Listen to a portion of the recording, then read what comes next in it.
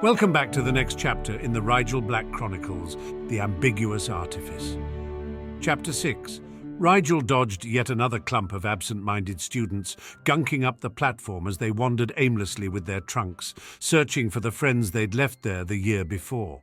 Rigel's, or rather Archie's, trunk was safely ensconced in her robe pocket, and as she'd already said goodbye to Sirius at the platform gate, she walked with purpose through the throng toward the train.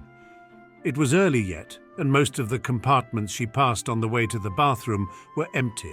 There was no one at all in the lavatory, presumably because there were nicer bathrooms on the platform itself if anyone really couldn't hold it. Rigel hung her satchel on the inside of the stall she ducked into and pulled out the dose of modified polyjuice she'd prepared. Sending up a quick prayer that she and Archie hadn't grown much over the summer, she knocked it back with a grimace. When the snakes in her stomach had settled into a more comfortable position, she abandoned the stall and sought the mirror above the sink. Comparing the face in the glass to the one Archie had worn all summer was difficult because they were so similar, but there was definitely a sharpness around the nose and jaw that she thought had been rounder before.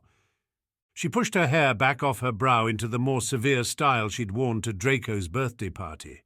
She still hated how exposed her face felt, without proper bangs, but Archie assured her the style highlighted her eyes and forehead, drawing attention away from her changing lower facial features, which Archie's masculinity was beginning to noticeably reshape with each dose of polyjuice. She reckoned she'd only have to wear her hair pushed back for a day or two before her friends got used to her new face, at which point she'd go back to leaving it to fall over her forehead in cropped curls. She bent to collect her bag from the floor and noticed with mixed feelings that the hem of her robes was an inch too short now. While being taller would lend credence to her artifice, ill-fitting robes would not. If she were Harry, or even just Rigel, no one would notice too short robes. Her friends in Slytherin would assume she simply gave her wardrobe the usual lack of attention that characterized her interaction with everything not potion-related. Remus, however, might know that Sirius had just sent Archie's robes for retailoring not 2 weeks ago. In fact, Archie had secretly had them refitted to fit Harry's form, but in retrospect they should have anticipated some possible growth with the next dose of polyjuice and left them. She slouched experimentally in the mirror. It made her look a bit mopey, but it hid the shortness of her hem reasonably well. She didn't have to fake a tired expression to go with the slouch, at least. She'd started her monthlies that morning and was already exhausted. Once she'd found a potion that let her regulate her cycles, she'd gotten in the habit of fixing them to start on the first of the month. It was a pain that she'd be dealing with the onset on the train again, but better to have them at an inopportune time than to forget when they were coming. With any luck, she could get a nap in before they reached Hogwarts. Satisfied that she looked sufficiently Rigel-like, she pointed her wand at her throat and cast the voice-altering spell, practicing a few lines until she felt reasonably sure her voice could pass as Archie's boyish tenor. She left the lavatory and headed toward the compartment her year-mates generally took for their own. It was still early, so she didn't expect to see anyone within, but Draco was sitting quietly in a window seat, elbow propped against the sill, fingers digging into the muscles of his bent neck. He looked over with a wince when the door opened, but relaxed somewhat when she stepped inside and closed it. "Draco," she smiled a bit, looking him over subtly. "How are you?" Her blonde friend bristled at the simple question. "What's that supposed to mean? How are you?" Rigel shrugged, a bit taken aback. "Same as ever." "Why shouldn't I be as well then?" Draco said sourly. "Are you?" Rigel asked, allowing genuine concern to leak into her voice for a moment. "Forgive me, Draco, but you seem on edge. Has something happened?" Perhaps she was reading too much into her friend's behavior because of the vague worry that had been niggling at her mind since Mr. Malfoy had been to Crate's shop. Draco did look as tired as she felt, though, and she somehow doubted he was suffering something similar to what ailed her that day. Draco looked incredulously at her. "I seem just fine." He sat up straighter and tilted his chin challengingly to emphasize this statement, but she could see the strain behind the facade. When she continued to peer worriedly at him, he muttered something about all-knowing, inhumanly observant friends and sighed, "It's private." Rigel frowned for a moment, but then nodded slowly. It wasn't like she could lecture him about keeping secrets. She took the seat next to him and pretended she wasn't worried instead of pressing him. "How was the rest of your summer?" Draco grimaced. "Long." Sensing that much of his summer must have been bound up in whatever had strung out his nerves so completely, and wondering how much, if any, was related to the potion Mr. Malfoy had ordered from Crate, she dutifully changed the subject again. "Who do you think made head boy and girl this year?" Rigel asked. "Anyone in Slytherin?" Draco considered it for a moment. "Head boy will probably go to Weasley," he said reluctantly. "Not Flint?" Rigel affected surprised dismay. "I thought the professors really started to warm to him last year." Draco smiled wryly, though even that was slow coming. "Flint, I wonder if he'll even come back this year." Rigel's eyebrows rose. "Why wouldn't he? It's Newt year for him." "Think he cares?" Draco shook his head. "He had to do fifth year twice, right? So he's of age now, or he will be soon. He's not stuck here anymore. He can get a job, start his life." She considered this. There were some jobs you needed to be 17 for, she supposed. Not everyone could work as a freelance brewer in Nocturne Alley. He'd be better off with Newts, though, especially if he's looking for career-type work. Draco snorted. "Flint's not cut out for the kind of jobs that require Newts." Rigel frowned at his easy dismissal. "He's pretty smart, you know." "It's not about smart," Draco said, rubbing his head like the conversation pained him. "It's a question of character. Stop feeling defensive over him, Rigel. Just because he was our captain doesn't mean we're obligated to overlook his flaws." Rigel let amusement wash away her indignation. "Was? You seem pretty sure he's not coming back. Care to make a bet?" Draco looked surprised, but no longer annoyed. At least, St. Rigel is going to gamble. "Is it gambling if you win?" Rigel asked philosophically. Draco shook his head with amusement. "Yes, and you're not going to win. Stakes?" Rigel tilted her head. "If Flint comes back to school this year, you come running with me every morning for 2 weeks. Draco huffed. "You still do that? Fine, but when he doesn't return, you have to fact-check all my potions essays for 2 weeks. "Deal," Rigel said, pretty sure Draco was wrong about Flint. She had a stack of summer assignments that said Flint had at least been planning to return as of a few months ago. She reached out her hand to shake on it, and she didn't think she imagined the slight grimace in Draco's expression when he clasped it briefly. Theo joined them shortly, looking tan and very self-assured after his summer in the south of Italy. His voice had deepened over the summer, and Rigel took that as a sign that she'd been right to start using the voice-altering spell this year.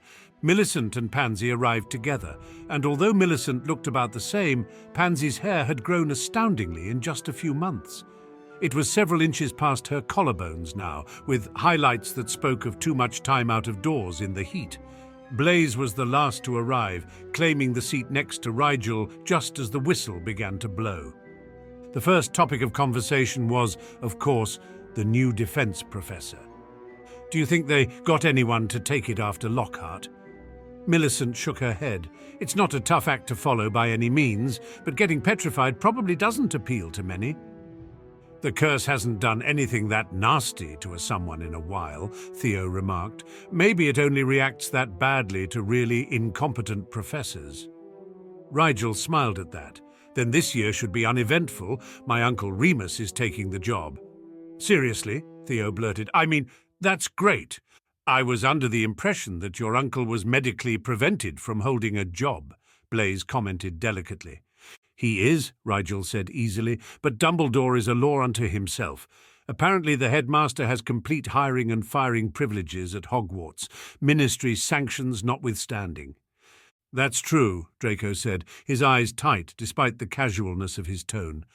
"Dumbledore could hire an escaped Azkaban criminal if he wanted. Father's always complaining about how consolidated his power base is at Hogwarts." "Well, if anyone ever actually escapes from Azkaban, we'll know where to find them," Millicent said with dark humour. "Will he be taking Professor Snape's new Wolfsbane potion?" Pansy asked. Somehow Rigel had forgotten how shrewd Pansy could be. Yes, Rigel said, the breakthrough in Wolfsbane was what prompted Dumbledore to consider Remus for the job. It also struck her privately that Dumbledore wanting Remus for the defense position could explain why Snape had been so motivated to make that breakthrough in the first place. "What's he like as a professor?" Blaise asked curiously. "I don't think I've ever heard much about the man beyond rumours of his condition." "He's very knowledgeable on a variety of subjects," Rigel said honestly. "He's an accomplished dueller and something of an expert in magical creatures. Personality-wise, he is notoriously even-tempered and he has a wicked sense of humour, but I'm not sure he'll show that in class." "You're so obviously fond of him," Pansy said, her eyes soft. "I'm sure we'll quite enjoy his classes." "Anything's better than Lockhart," Millicent shuddered. "Will it be hard to treat him like an authority figure now, though?" Rigel smiled. "I doubt our relationship will change much. It's hard not to respect Remus." Her uncle seemed to be working on distancing himself already, in fact. When Sirius suggested Remus escort Archie to the station, Remus was adamant that it would set an uncomfortable precedent. No doubt he anticipated accusations of favouritism, and his fair nature compelled him to nip the suspicion in the bud. Rigel wasn't going to complain, anything that would make the deception easier. The conversation moved on to how everyone's summers had been. Theo was remarkably tight-lipped about his exploits in Italy, though he did waggle his eyebrows at Blaise when he thought Pansy and Millicent weren't looking. He glanced at Rigel and abruptly snapped his fingers, saying, "I almost forgot I met your cousin, Rigel." Rigel had forgotten about that too. "Really?" She feigned a mild interest. "Where? She was terribly busy this summer. I hardly saw her, and our families dined together most nights." "Diagon Alley," Theo said. "She was shopping at Quality Quidditch. Does she play?" "Beat her," Rigel nodded. "She doesn't get the chance to practice much at AIM, though." "What's she like?" Pansy asked, curious as ever about anyone she didn't know well. "Very cool," Theo said earnestly. "Is she pretty, your cousin?" Millicent asked slyly, eyeing the approving glint in Theo's eye. "Not particularly," Rigel shrugged. There was a moment of silence, after which Pansy sighed. "You're not supposed to say that about a lady, Rigel. How many times must I tell you that?" "Harry wouldn't mind me saying so," Rigel said, only a bit ironically. "She appreciates honesty." "Well, you've known her too long, obviously," Theo said, shaking his head at the others. "She looks a lot like Rigel, only, I don't know. Not plain, though. Lovely eyes. She has a very casual air, but it's weirdly captivating too. It's hard to explain. She looked at me like she knew things about me, but not in a creepy way. As if we were old friends, only we've never met. She's much friendlier than Rigel is. Funny too." Draco snorted gracelessly. "It sounds like you're in love, Theo." Theo flushed. "Just wait until you meet her. You'll see what I mean." "You're romanticising her because you don't know her very well." Rigel shook her head bemusedly. "Harry's not anything special." "That's a perfectly awful thing to say about your cousin," Pansy said. Rigel sighed. "I didn't mean she isn't worth knowing, just that there's nothing that unusual about her. She's just Harry." "Like you're just Rigel, you mean?" Blaise had a sardonic tilt to his mouth. Rigel shrugged, not at all sure what to say to that. Conversation lulled, the train rocked along, and Rigel didn't realise she'd fallen asleep until she woke to the sound of high-pitched yipping noises and several surprised curses. She opened her eyes and rubbed at them absently as she glanced around the compartment. The door was open, and Theo was standing in the middle of the compartment, balancing on one leg as he tried to avoid stepping on something jumping in circles beneath him. It looked like a baby Krupp, no bigger than a small rabbit with curly brown fur and a simple ribbon collar in black and gold. Millicent had one hand pressed to her mouth, chortling, and Pansy was shaking her head with exasperation. Blaise and Draco just watched Theo dance around the little animal in resigned amusement. "Found a new friend, Theo?" Rigel asked after a moment. "It followed me in here when I went out to buy a snack," Theo said irritably. "Every time I try to shoo it out, it just circles around behind me." With a sigh of annoyance, he swung his foot back slightly, as though he would give the pup a little kick in the direction of the door. "No," Pansy protested, but it was Blaze who reached down suddenly and scooped the Krupp out of harm's way. "What?" Theo said defensively. "It's just some Hufflepuff's pet." "It's a living creature," Pansy said staunchly, leaning over to pat the curly-haired Krupp apologetically on the head. "Thank you, Blaze." Blaze shrugged unconcernedly, then frowned. He lifted the Krupp higher toward his face and sniffed at it. A moment later his expression stiffened, and he moved from holding the animal by its scruff to cradling it in his arms. "Aren't you going to take it to the prefect's compartment?" Millicent asked. Blaze shook his head slowly. "His owner will come looking for him soon enough." "All the more reason," Draco muttered. "Don't need more people in here." Blaze didn't respond, but settled the pet rather decisively in his lap. Theo rolled his eyes but sat back down. "At least it's quiet now." It was another 20 minutes before anyone came knocking on the compartment door, but it was indeed a pair of Hufflepuffs who stuck their heads in a moment later. "Has anyone seen—" "Oh!" Hannah Abbott rushed into the compartment and bent down in front of Blaze until she was eye-level with the Krupp, aiming a bright smile into its face. "He's here, Ernie. Hi there, little guy. Did you miss me?" The Krupp yipped up at the yellow-haired girl cheerfully, but didn't squirm to get free of Blaze's hold.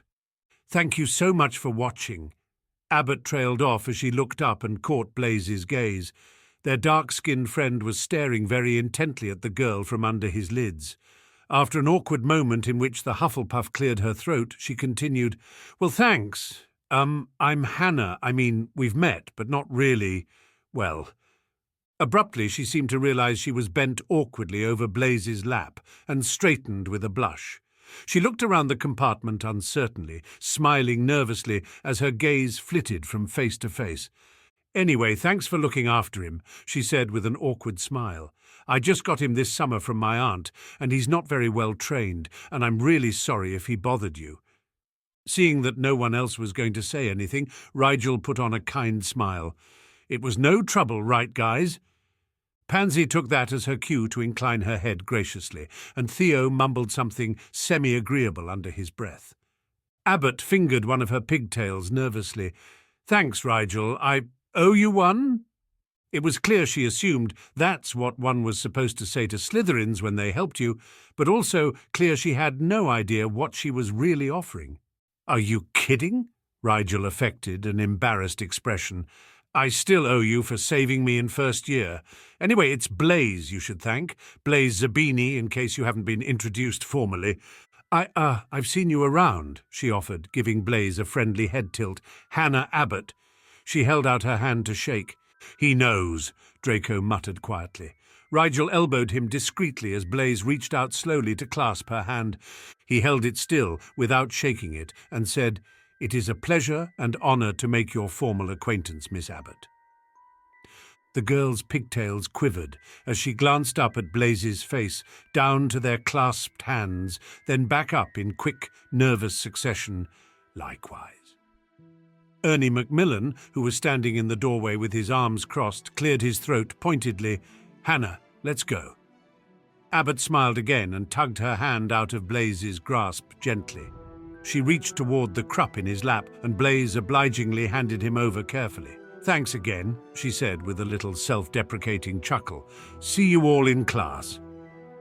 "Goodbye, Miss Abbott," Blaze said with a slow smile. The Hufflepuff girl positively tripped her way back out into the corridor, and when the door slid closed once more, Theo and Millicent both let out snorts they'd apparently been repressing. "Smooth," Millicent laughed. "Thank you," Blaze said, unconcernedly brushing a bit of stray fur from his robes. "So you're going for it this year?" Theo asked suggestively. It seems Rigel wasn't the only one who'd noticed Blaze's unusual fixation on Abbott. "Don't be crass," Pansy said mildly. "We'll see," Blaze said evenly. Despite Theo's needling, that was all he'd say on the subject. The train pulled into the station just after dark. They piled out like a wave across the platform, Theo, Millicent and Blaze splitting off in silent agreement to find their own carriage. The crowd of students was thick, but it was still a complete surprise when Draco suddenly clutched at Rigel's arm and leaned his weight on her. She looked over to see him grasping Pansy's forearm with a slightly gentler grip as well. Pansy frowned and subtly stepped closer to support their friend without calling attention to his apparent weakness. Rigel leaned her head in and asked lowly, "What's wrong?" "Nothing," Draco gritted out, despite the fact that his face was paler than parchment, and he was fighting full-body tremors as they moved through the crowd. Several times she saw him flinch away from the people around him. Rigel exchanged a glance with Pansy, and in tacit agreement they propelled Draco toward the carriages as quickly as they were able to without causing a scene. They half-hoisted their friend into the first one they came across. There was already a small girl sitting alone within, but they ignored her in favor of making sure Draco wasn't going to collapse or go into a seizure or something. "I'm fine," Draco snapped, curling his arms around his narrow torso and turning his head out of the carriage window as it began to move forward. Rigel and Pansy both backed off, settling back into their seats without pressing Draco further. The fourth member of their compartment didn't seem to be paying any attention to the mini-drama. In fact, she appeared to have sunk into herself psychologically. Rigel frowned as she took in the girl's drawn features and tense posture. Instead of moving with the rocking carriage, she sat so stiffly that it jarred her with every bump. Just as Rigel was going to ask what was wrong with her, Draco sighed sharply and turned to glare at the girl. "For Salazar's sake, girl, they aren't that frightening. Stop snivelling." Pansy frowned. "Draco." "What?" He turned his irritated glare on Pansy. "She's going to be taking the carriages for the next 6 years, so she might as well get over it now." Pansy gaped a bit, taken aback by Draco's inexplicable vehemence. "How did you know?" the petty girl gasped out. Draco's features closed down abruptly. "It's obvious by how tense you are that you're scared. It didn't start after we got here, so you're frightened by something about the carriage. If you can get on a train, you aren't afraid of moving vehicles, which leaves the Thestrals." "Why do the horses have to be invisible?" the girl whispered, shuddering a bit. "It's like being driven by a ghost." "Be grateful you can't see them," Draco said darkly. "They're even more hellish when visible, I hear." "Draco," Pansy said, exasperated. She turned to the other girl with a soft expression. "There's nothing to be afraid of." "How do you know?" the girl said, looking at Pansy very solemnly through wide baby blue eyes. She would be incredibly beautiful, Rigel realized, when her features weren't cramped with misery. Pansy faltered under the serious question, but Draco blew out a long sigh and said, "They let them pull the carriages. Do you think the professors here would let dangerous things near the students unsupervised?" The girl blinked slowly, her shoulders relaxing slightly. "I suppose not. What if the teachers don't know?" "You think you know more than the professors," Draco said pointedly. "No," she flushed, ducking her chin so that her ringlets fell across her cheeks with little bounces. "Then stop being afraid," Draco said. He eyed her robes with a slight sneer. "You're a Slytherin, so act like one." Pansy suddenly seemed to place the girl in her memory and straightened up in her seat. "You're Astoria Greengrass, aren't you? Daphne's younger sister?" The girl, Greengrass, nodded shyly. "You're Pansy Parkinson. My sister says you look like a pug." Pansy blinked, and Greengrass clapped a hand over her mouth in horror. "I didn't mean—" "You don't," she flushed. "You're very pretty, Miss Parkinson." Pansy's lips tilted in a wry smile. "Thank you. Just Pansy is fine. May I call you Astoria?" "Of course," Greengrass Jr. smiled, and Rigel noted that she'd been correct. The girl was perfectly lovely. "These are my friends, Draco Malfoy and Rigel Black," Pansy said, gesturing toward each of them in turn. Rigel smiled and executed a parody of a gallant bow sitting down, which came out ridiculous-looking and made Greengrass giggle, just as she'd intended. "Pleasure to meet you, Miss Greengrass." The second-year girl looked vaguely familiar if she thought back to the group of firsties from the year before, who'd always seemed to move in a small herd, but Rigel was fairly sure she hadn't known Daphne Greengrass even had a sister, much less one at Hogwarts. Then again, she didn't converse with the elder Greengrass sister terribly often. "You as well," the girl said, and only her bright eyes kept her tone from being simpering. She turned to Draco and flushed a bit, saying, "Thank you, Mr. Malfoy, for your advice. I don't feel so afraid any more." "Thank Merlin for that," Draco mumbled, with the barest nod of courtesy in the girl's direction. Greengrass didn't seem offended, though. She beamed as though Draco had said something perfectly chivalrous, and settled herself more comfortably in her seat for the remainder of the trip. They swarmed into the great hall like so many locusts, hungry and buzzing with impatient anticipation. The sight of the house tables all lined up and bedecked with plates and goblets brought a clenched feeling to Rigel's stomach, and to her horror, she felt her eyes watering in a way that had nothing to do with the thousands of floating candles shedding light down on the returning students. I missed this place, she realized with faint surprise, not just as a place to learn and see my friends, but for the place itself. She wondered if that was part of the magic of the castle, to make it seem like home, no matter how many homes a person already had. She blinked away the strangely warm nostalgia welling up and cast her glance toward the head table. She spotted Remus immediately, sitting cheerfully beside a dour Professor Snape, and no doubt at least part of the reason the potions master looked even more disgruntled than usual to be presiding over the welcoming feast. She smiled when she saw Remus skimming the Slytherin table idly and gave a discreet nod in greeting when he finally picked her out of the crowd.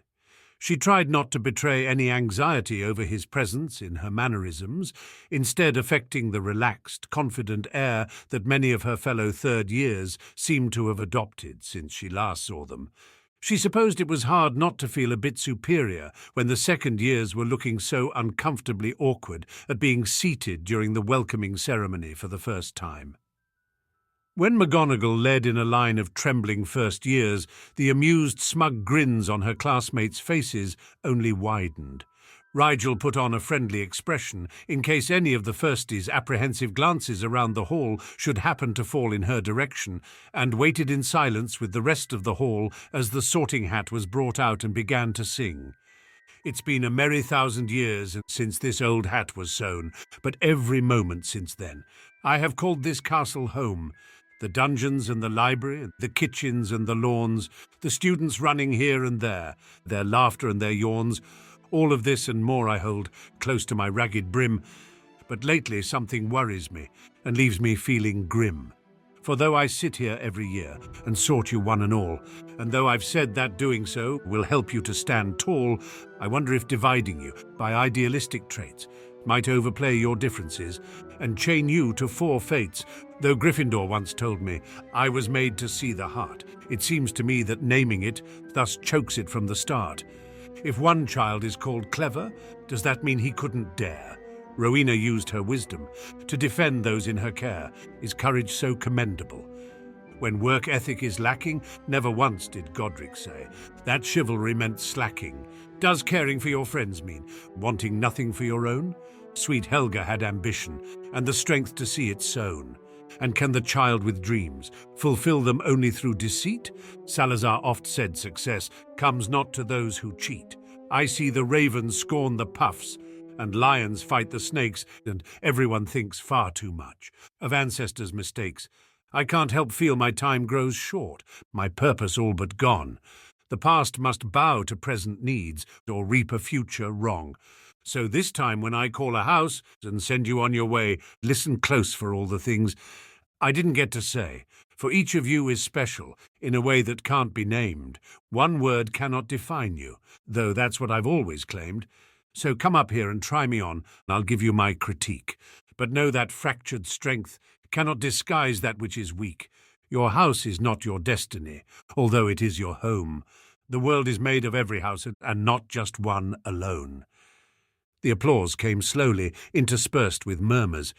It barely mentioned the house traits. I never heard that Ravenclaw knew battle magic. A stern throat-clearing by McGonagall eventually cut the whispered speculations short, and the sorting proceeded without major incident. Dumbledore, ever conscientious of his students' impatient bellies, did not wait long after the last student scrambled over to the Gryffindor table to let the feast begin. "I've never heard it criticize students so openly," Rosier, who was sitting a few seats down and across from Rigel, said idly as they began to serve themselves. It took a moment for Rigel to realize he was talking about the sorting hat, but she observed several other older students nodding their heads in silent agreement. "How does it know the Gryffindors are slacking anyway?" Avery laughed, glancing over his shoulder at the red and gold-plated table behind him. "They're always slacking," someone else said dismissively. "That's what happens when you have no ambition, no work ethic, and no smarts." Several other people laughed, and the conversation moved on. "Don't seem to have absorbed the hat's message much, do they?" Rigel asked in quiet amusement, turning her head toward Draco as she speared a potato on her fork. The teasing grin dropped from her lips as she took in his absolutely haunted expression. He was white-faced and tight-lipped, his hands clenched in his lap, not even bothering to pretend like he was eating. Rigel immediately began surreptitiously sliding food onto his plate in between serving herself. An empty plate would attract obvious attention once people started looking up from their food. She leaned her shoulder gently into Draco's, and he flinched violently at first, then began to sag into her side. She stiffened her muscles as much as she could to act as an unobtrusive prop, and after a few moments she felt Draco take a deep, steadying breath. "All right?" she asked mildly, knowing that a concerned or suspicious tone would only attract the notice of those around them. "Fine," Draco said, and somehow his voice came out with casually controlled ease, despite the slight quaking that passed from his wobbly frame to her solid one. He began to slowly eat with his left hand while his right side leaned into her. It wasn't obvious that she was supporting him, thanks to how crowded the tables were, and she was impressed with the level of relaxation he managed to inject into his movements, despite also being painfully aware of how little strength he seemed to have. Her left shoulder and side began to ache after a while, but she said nothing, keeping as still as possible, and idly wondering if she had known Draco was ambidextrous and forgotten, or if he'd merely hidden the skill extremely well until now. His left hand didn't so much as hesitate in guiding food gracefully from plate to palate. Even Pansy didn't seem to notice Draco's weakness, though Rigel reflected that if their blonde friend had noticed, she likely would not have made any outward sign of her knowledge in deference to her friend's pride. The feast seemed to go on much longer than usual, and it was with relief that Rigel saw Dumbledore finally stand and command the hall's attention with a genial smile. "Welcome all to a new term at Hogwarts," he said with a little bow in the students' general direction. The movement caused his hat to slip forward into his eyes, and many laughed good-naturedly as the headmaster straightened it with an embarrassed little grin. "So many new faces I see tonight, a few of which sit at this very table." Dumbledore gestured to his left and right. "As you may have heard, our esteemed Professor Lockhart found that teaching was not his calling after all, and decided to continue his battle against the dark forces in a more active fashion. In his place, I am pleased to welcome Professor Remus Lupin, accomplished duelist and expert in the art of magical defense." The hall clapped politely, while Remus stood and gave a brief smile and wave. "Alas, dear Professor Lockhart was not the only one of our family to leave us this summer," Dumbledore continued. "Our good friend Professor Kettleburn has, at long last, retired. Our new Care of Magic Creatures professor is not present at the moment, but I'm sure—" The door behind the staff table banged open loudly, and a short man in a long brown coat came scurrying through. "I'm here," a small voice coughed apologetically. "Here, Headmaster. Sorry, trouble with the Thestrals." "Ah, your timing is most appropriate, Professor Pettigrew," Dumbledore said with a friendly wave. "Come and introduce yourself to the students." Rigel started involuntarily at the name Pettigrew and felt Draco jerk as though in echo of her surprise. "Sorry," she muttered distractedly, eyes fixed on the head table. Pettigrew was the fourth marauder, the one who'd broken ties with her father and uncle after declaring allegiance to the SOW party. He was to teach here the same year that Remus happened to be teaching? That was a rather large coincidence, she thought, with a tendril of suspicion. As Pettigrew stammered through a brief hello to the hall, Rigel looked toward Remus and surprised a look of utter bewilderment on his face. So her uncle had not known about Pettigrew's arrival at Hogwarts either. The start-of-term announcements continued. After Pettigrew took a seat beside Hagrid, but Rigel was not really listening. She was thinking. Someone had to fill Kettleburn's place, of course, but for it to be a member of Riddle's party, even a junior member, is really a coincidence? Riddle had promised to stop meddling at Hogwarts. Was he already going back on his word? Rigel shook the suspicion away with difficulty. Lots of people were members of the SOW party, probably. Maybe even some of the other teachers were too. She realized she didn't actually know all her professor's allegiances and reassured herself that if Dumbledore had hired him, he was bound to be okay. Then she remembered that Dumbledore had hired Lockhart too and Quirrell before him. He was friends with Sirius, James and Remus once, she told herself. He can't be as bad as all that. He seemed familiar too, like a face she'd seen in a crowd once, or printed in the newspaper perhaps. On top of all that, he was so unassuming. He stumbled through his introduction, but not in the contrived, stuttering way that Quirrell once had. Pettigrew seemed genuinely flustered at all the attention, and his face turned a cherry red as he slinked away to his seat. She could almost feel sorry for the man, and probably would, if she hadn't known how the loss of his friendship had hurt the other three marauders for many years after. Dumbledore wrapped up his speech quickly and sent them off to bed. Rigel took a risk and casually slipped an arm under Draco's outer cloak and around his waist as they stood. Supporting him, she lingered at the edges of the Slytherin crowd as it headed down into the dungeons. When they reached the common room, Rigel skirted the room with Draco and slipped unobtrusively down the hallway to their dorm room. Everyone else would be congregating for the start-of-term house meeting with Professor Snape, but Rigel thought her head of house would forgive her for being more concerned with Draco's health, even if the meeting was supposed to be mandatory. Maybe he won't notice we're missing, she thought, wryly optimistic. When she nudged the door closed behind them, Draco immediately pulled away from her and slid to the floor by the foot of his bed, where his trunk was sitting. He opened it and, thinking he meant to unpack before resting, as was the fastidious boy's usual habit, Rigel moved closer to help. Draco snapped his head up at her with a scowl. "Going to watch me undress?" he asked snidely. Rigel stopped and turned with a shrug toward her own bed, which was once again next to Draco's. She fished in her trunk for her pajamas and heard the rustling sound of shifting fabric that told of Draco doing the same. Then she heard the telltale snick-pop of a small cork being pulled from a vial. She turned her head slightly to see Draco shoving something underneath the top layer of clothing quickly, a grimace on his face, no doubt from the aftertaste of what he'd just gulped down. She politely ignored the slight smell of suppressant potion that permeated the air, but she did wonder how stupid Draco thought her to be exactly. She dawdled until Draco climbed into bed and closed his curtains, then let her face melt from its serene expression into a thoughtful moue. The potions were definitely meant for Draco then, and he was taking them willingly. All clues pointed to a magical gift recently acquired, but what could Draco have unlocked that would be so draining that it required suppressant potions to, apparently unsuccessfully, subdue? Most magical abilities did not negatively affect the user even when out of control. It had to be a gift that caused the environment to influence Draco instead of the other way around. He could be a magic sensor, she supposed, which would certainly explain why he was overwhelmed by Hogwarts, even with the suppressant potion dampening his sensing abilities. He could also be some sort of elemental mage.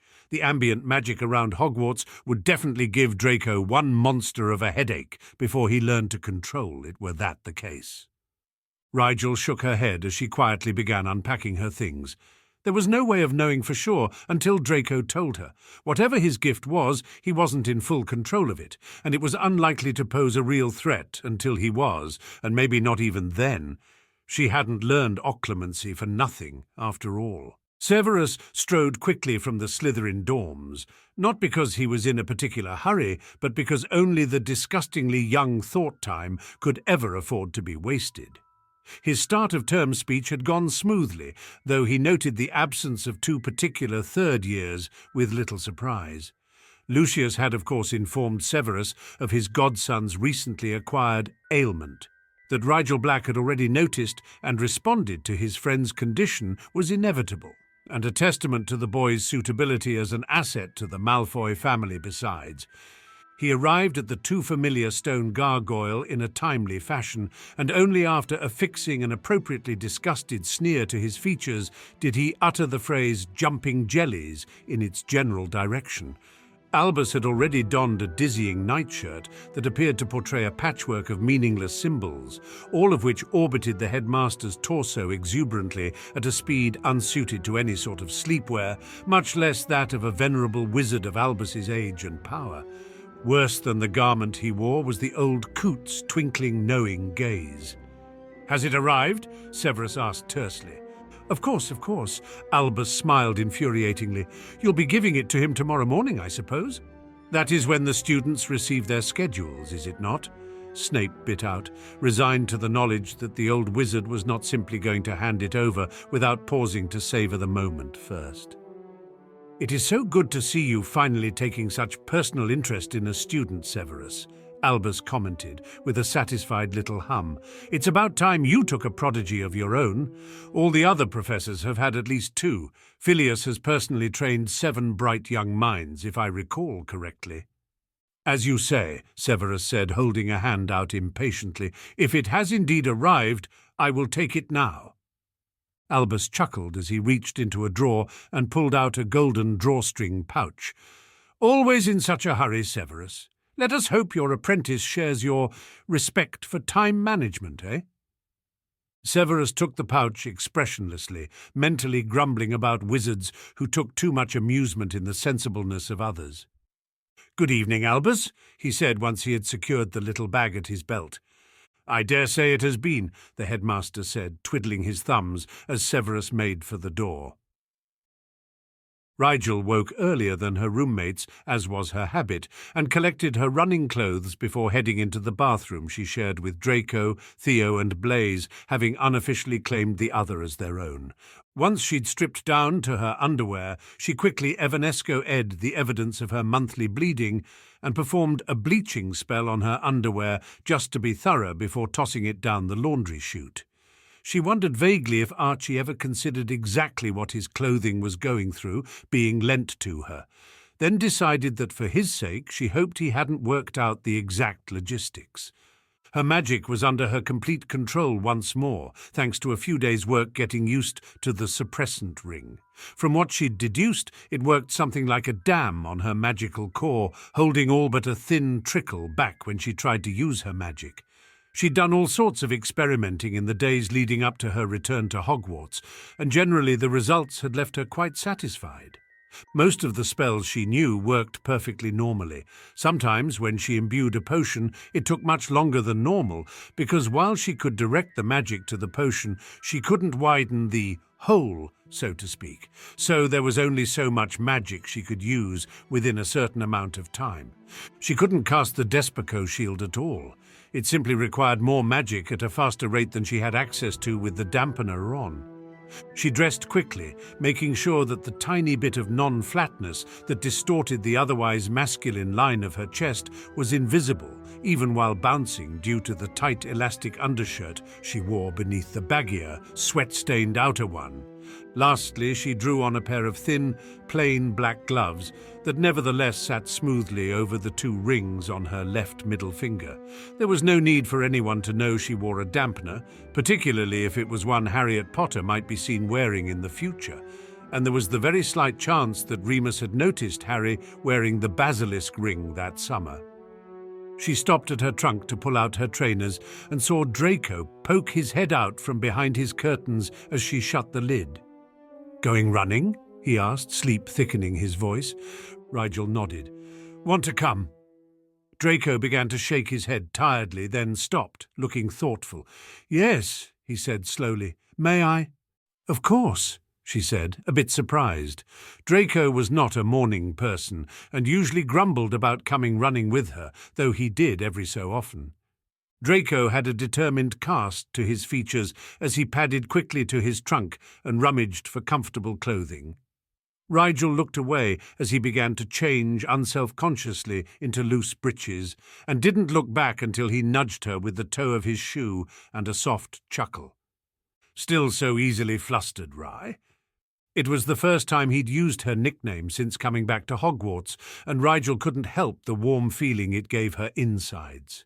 She had begun to think her friend would be perpetually grumpy, at least until he adjusted to whatever magical gift was affecting him.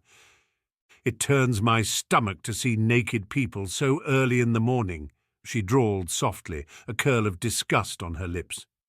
"Sure it does," Draco huffed, grabbing his wand and fitting it into the holster on his arm with casual grace. She wondered wryly how many times he'd practiced that motion since getting the wand holder for his birthday. "Just admit you're a prude," he said as they slipped out of the room and into the hallway. "As soon as you admit you're an exhibitionist," Rigel tossed back. "I prefer to think of it as a form of community service," Draco said archly. "The world would be a drab little place without my beauty to brighten it." "That's what women are for," said an amused voice by the common room door. They looked over to see Pansy waiting for them casually at the entrance wall, dressed in loose-fitting clothing, her medium-length hair pulled back into a no-nonsense bun. At their surprised looks, Pansy laughed and shook her head mockingly. "You didn't think I'd let you boys have all the fun, did you?" Rigel felt even warmer still as the three of them traipsed out to the castle lawn and down toward the lake where she preferred to jog. She had missed her friends over the summer. She loved her family dearly, but she never felt less alone than she did with Draco and Pansy by her side. "I hope you kept in shape this summer," she said, a bit of cheek in her voice. "I'd hate to have to run circles around you." "Not all of us were distracted with what was no doubt untoward amounts of potions brewing, Rigel," Pansy said slyly. "You just try to keep up." The blonde girl took off at a brisk pace, her muscles making no unnecessary movements as her feet propelled her across the ground. "You heard the lady," Draco said, a smile on his lips. They took off at a reasonable jog of their own, and Rigel couldn't help but notice Draco noticing Pansy's admittedly trim figure as she glided just ahead of them. When did we start getting old enough for that? She wondered idly. Not that she disapproved, it could only be a good thing if Pansy and Draco became interested in one another. They were a good match, friendly with one another, both heirs to prominent families, and if their attention was on one another, well, how much time could they spend wondering about their other friend Rigel's enigmatic life?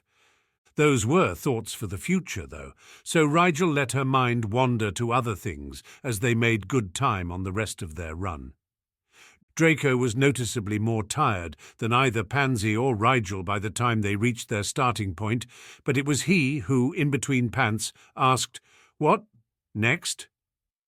Rigel led the stretching routine, then the strengthening exercises, lending her friends her hand weights when they sheepishly replied they had forgotten to bring theirs along. Rigel had long since stopped wearing weights constantly in an effort to bulk up.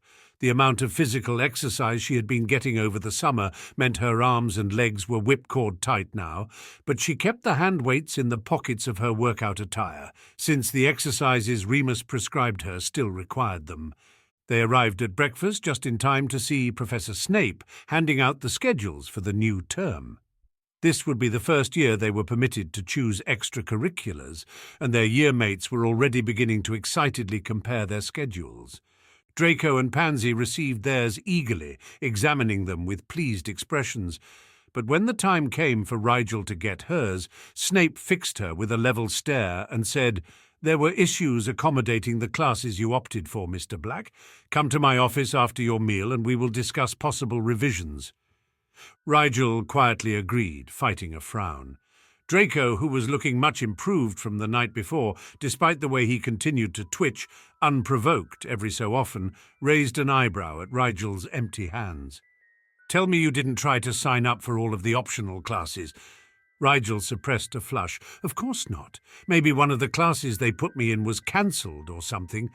"What did you want to take?" Pansy asked curiously. "I've got care of magical creatures, arithmancy and divination." "Divination?" Draco wrinkled his nose. "Why?" Pansy shrugged. "I thought it would pair well with arithmancy." Draco didn't seem convinced, but he said, "I'm taking international studies, ancient runes and dueling. I applied for the healing course, but I suppose my charms work wasn't up to snuff." They looked expectantly at Rigel, so she shrugged uncomfortably and admitted, "I just picked whatever seemed interesting. Arithmancy, ancient runes, magical theory, healing, dueling, alchemy. I knew it was too many, but I thought they'd just put me in whichever ones were convenient, providing I even got into all of them." Draco rolled his eyes. "Did you even prioritize them on your form?" She smiled a bit sheepishly. "I'm not too picky. Anything besides potions is secondary. Professor Snape knows that.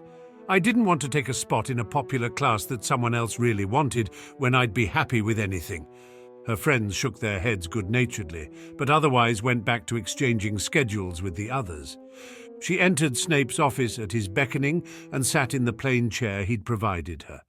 She couldn't remember at what point the potions master began transfiguring a seat for her when they met in his office, but she felt no small amount of pride at the thought that she'd risen enough in his esteem to merit it.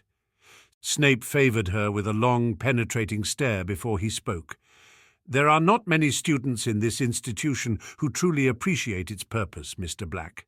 Many of your peers are here because our laws require a witch or wizard to earn a minimum of 4 owls in order to retain his or her wand. There are some, however, like yourself, who are here to actively pursue an education. Among those students, those who show genuine promise are even fewer. Of those with potential, fewer still demonstrate the dedication and level-headedness necessary to earn the unanimous esteem of their professors. These latter students, Mr. Black, are therefore awarded certain opportunities." Rigel just blinked, unsure where Snape was going with this. Would they allow her to take more than the recommended 3 electives, after all? As such opportunities are not available to the majority of students, it is necessary that they be handled with a particular attention to discretion. Snape's gaze became, if possible, more serious. "What I am about to discuss with you will remain a secret. You will not tell Miss Parkinson, and you will not even hint at it within Mr. Malfoy's hearing. Is that completely understood?" "Yes, sir," Rigel said, a bit alarmed. What in regards to her schedule could possibly warrant such secrecy? Snape nodded in a satisfied way, reached into his desk drawer and withdrew a thin golden chain, at the end of which hung a sturdy-looking hourglass filled with golden sand and encased in a circular shell. "This is a time-turner," Snape said, sliding the necklace carefully across the desk. "It allows its wearer to travel backwards in time, not to change time, but to relive periods of it. With this model, one can travel a maximum of 7 days into the past, but you will never need to use it to travel more than 12 hours back. You will never tell anyone you have access to this device. Some professors have already been informed, of course, but the other students must not know." Rigel stared at the tiny device in patent disbelief. "You're giving me a time-turner?" "The Ministry is loaning a time-turner to a very promising young student who has already demonstrated exceptional moral fibre in the face of adversity. It is to be used only for the purposes of academic enrichment. The moment its use is suspected to be flagrant in any manner, it will be removed from your possession forthwith." Rigel nodded slowly, still coming to grips with the fact that Snape was giving her a time-turner. "So," she cleared her throat and tried again, "what classes am I taking, then?" Snape wordlessly handed her a very complicated-looking schedule. There were 13 classes in total, she counted, 7 core classes and 6 electives, except I don't have potions with the other third years. "You are beyond any material covered in third-year potions," Snape said frankly. It would be a waste of your time and an unfair level of competition for your classmates. You will have private lessons 3 times a week with me instead." She inclined her head, not about to turn down personal lessons with Master Snape, even if it did mean one less class with her friends. "I didn't expect to be accepted into all of these," she commented faintly, scanning the extracurriculars. Arithmancy, ancient runes, and magical theory were open to all students, as none required a strong background in any particular subject, but healing, alchemy, and dueling all required recommendations from the charms, potions, and defense professors respectively. She supposed they must just look at a student's record for defense, since professors were so inconsistent. "You've already been taking healing lessons with Madame Pumphrey once a month," Snape pointed out. "Now you will have them 2 hours a week. Your scores on the Defense Against the Dark Arts end-of-term exams have been above average both times. As for alchemy, there is no question that you have both the herbology and potions experience necessary to attempt the art. The headmaster is very busy, however, which is why you have only 1 double lesson a week in that subject." Blowing out a slow breath at the idea of studying alchemy under Professor Dumbledore himself, Rigel said, "If it's all right, Professor, I would like to drop the dueling class completely. I'm grateful to be accepted, but I believe even with the time turner, 12 classes will be more than enough." In truth, she would have loved to take dueling, but when she'd applied for it, she hadn't known Remus would be teaching it. The less time she spent with her uncle, the better. Snape regarded her thoughtfully, then smiled ever so slightly. "Very well. It is exactly this kind of prudence that afforded you this opportunity, Mr. Black." Rigel swallowed the sick feeling of guilt in her stomach and smiled back. "If everything else is in order, I will explain how this time turner works, and you will use it to go back 1 hour and arrive at your first class on time." Snape went through the mechanics of the time turner quickly, and Rigel was surprised by how simple it was. She merely had to turn the shell 1/2 turn for every hour she wanted to go back. "I recommend you limit yourself to turning only an hour or 2 at any one time, then turning again later that day if you've need. Once you begin repeating whole days at once, it becomes more and more difficult to remember where and when you are supposed to be." Rigel nodded. That made sense. "I'll be awake more than the recommended 16 hours a day with this," she commented. "Should I sleep more to compensate?" "Yes," Snape replied. "You'll want to sleep an extra hour a night at least, depending on how many hours you turn that day.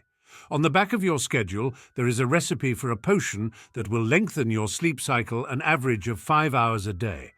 Although you shouldn't need to repeat more than 2 hours a day to attend all your classes, you will need the extra time to complete homework assignments for your additional workload. You are responsible for brewing the potion yourself and taking it once a week." She nodded to show she was listening, looking over the schedule. "On Tuesdays I have magical theory at the same time as alchemy and defense, so I can redo the same hour more than twice." Her brain was beginning to catch up to the possibilities the time turner represented, and she was having trouble suppressing her growing excitement. "You can be present in the same time no more than 6 times at the very most, which is more than you will ever require," Snape said curtly. "Too many identical cores in close proximity can cause extremely unnerving magical resonance that has been known to disrupt or damage a wizard's magical core indefinitely."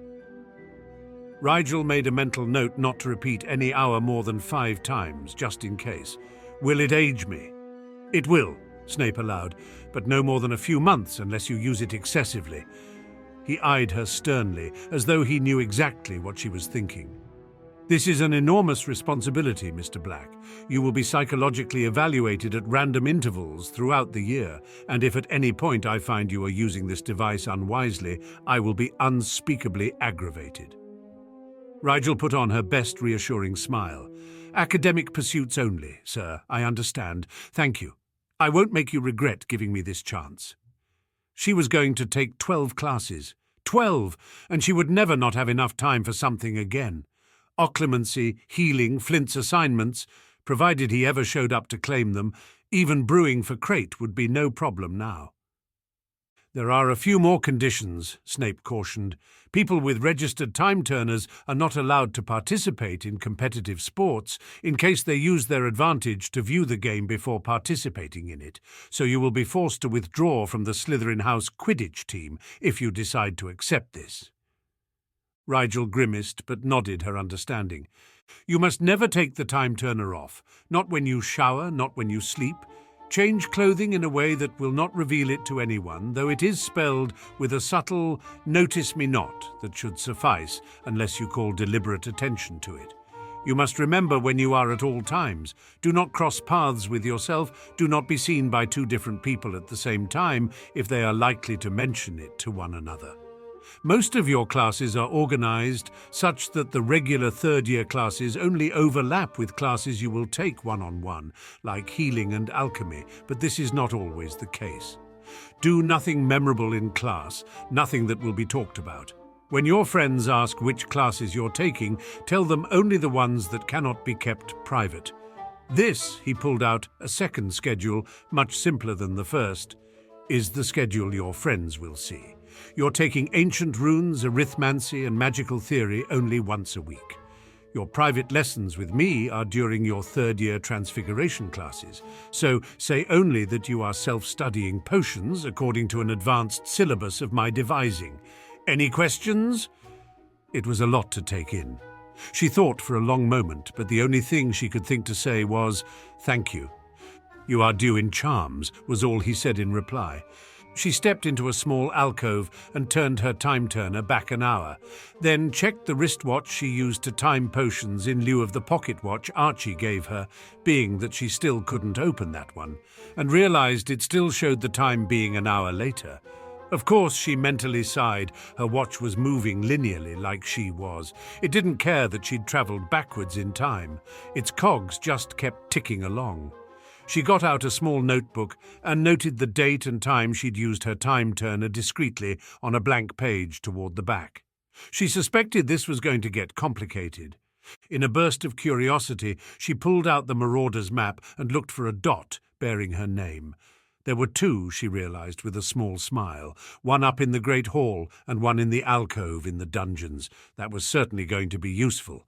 If she ever forgot where one of her was at a given time, she could just check the map to make sure she didn't run into herself. Shaking her head, she put the map away and used her wand to cast a spell that showed the actual time. She still had 20 minutes before she would even leave breakfast for Snape's office. A little unnerved by the idea that there was another, slightly younger version of herself sitting upstairs in the Great Hall in complete ignorance of her existence, Rigel pulled out her invisibility cloak and put it on. Classes wouldn't start until 15 minutes after breakfast, so she had half an hour to do with as she liked, and she wasn't going to waste 1 minute of it. She pulled out the Dark Disguise book and settled in to read. There was a fascinating section on skin-changing charms that she'd probably never use, but which she thought had a similar methodology to certain skin-related healing charms, particularly those that vanished potentially cancerous freckles.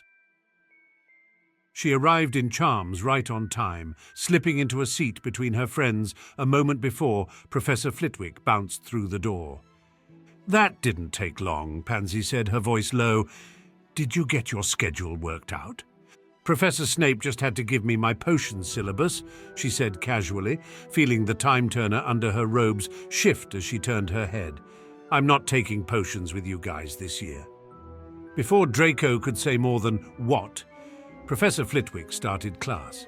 When it became clear that their first lessons was to be a review of the previous year, Pansy began taking rapid notes, even though she'd barely missed a week of actual classes last term, and Draco tuned out entirely in favor of demanding to see Rigel's schedule.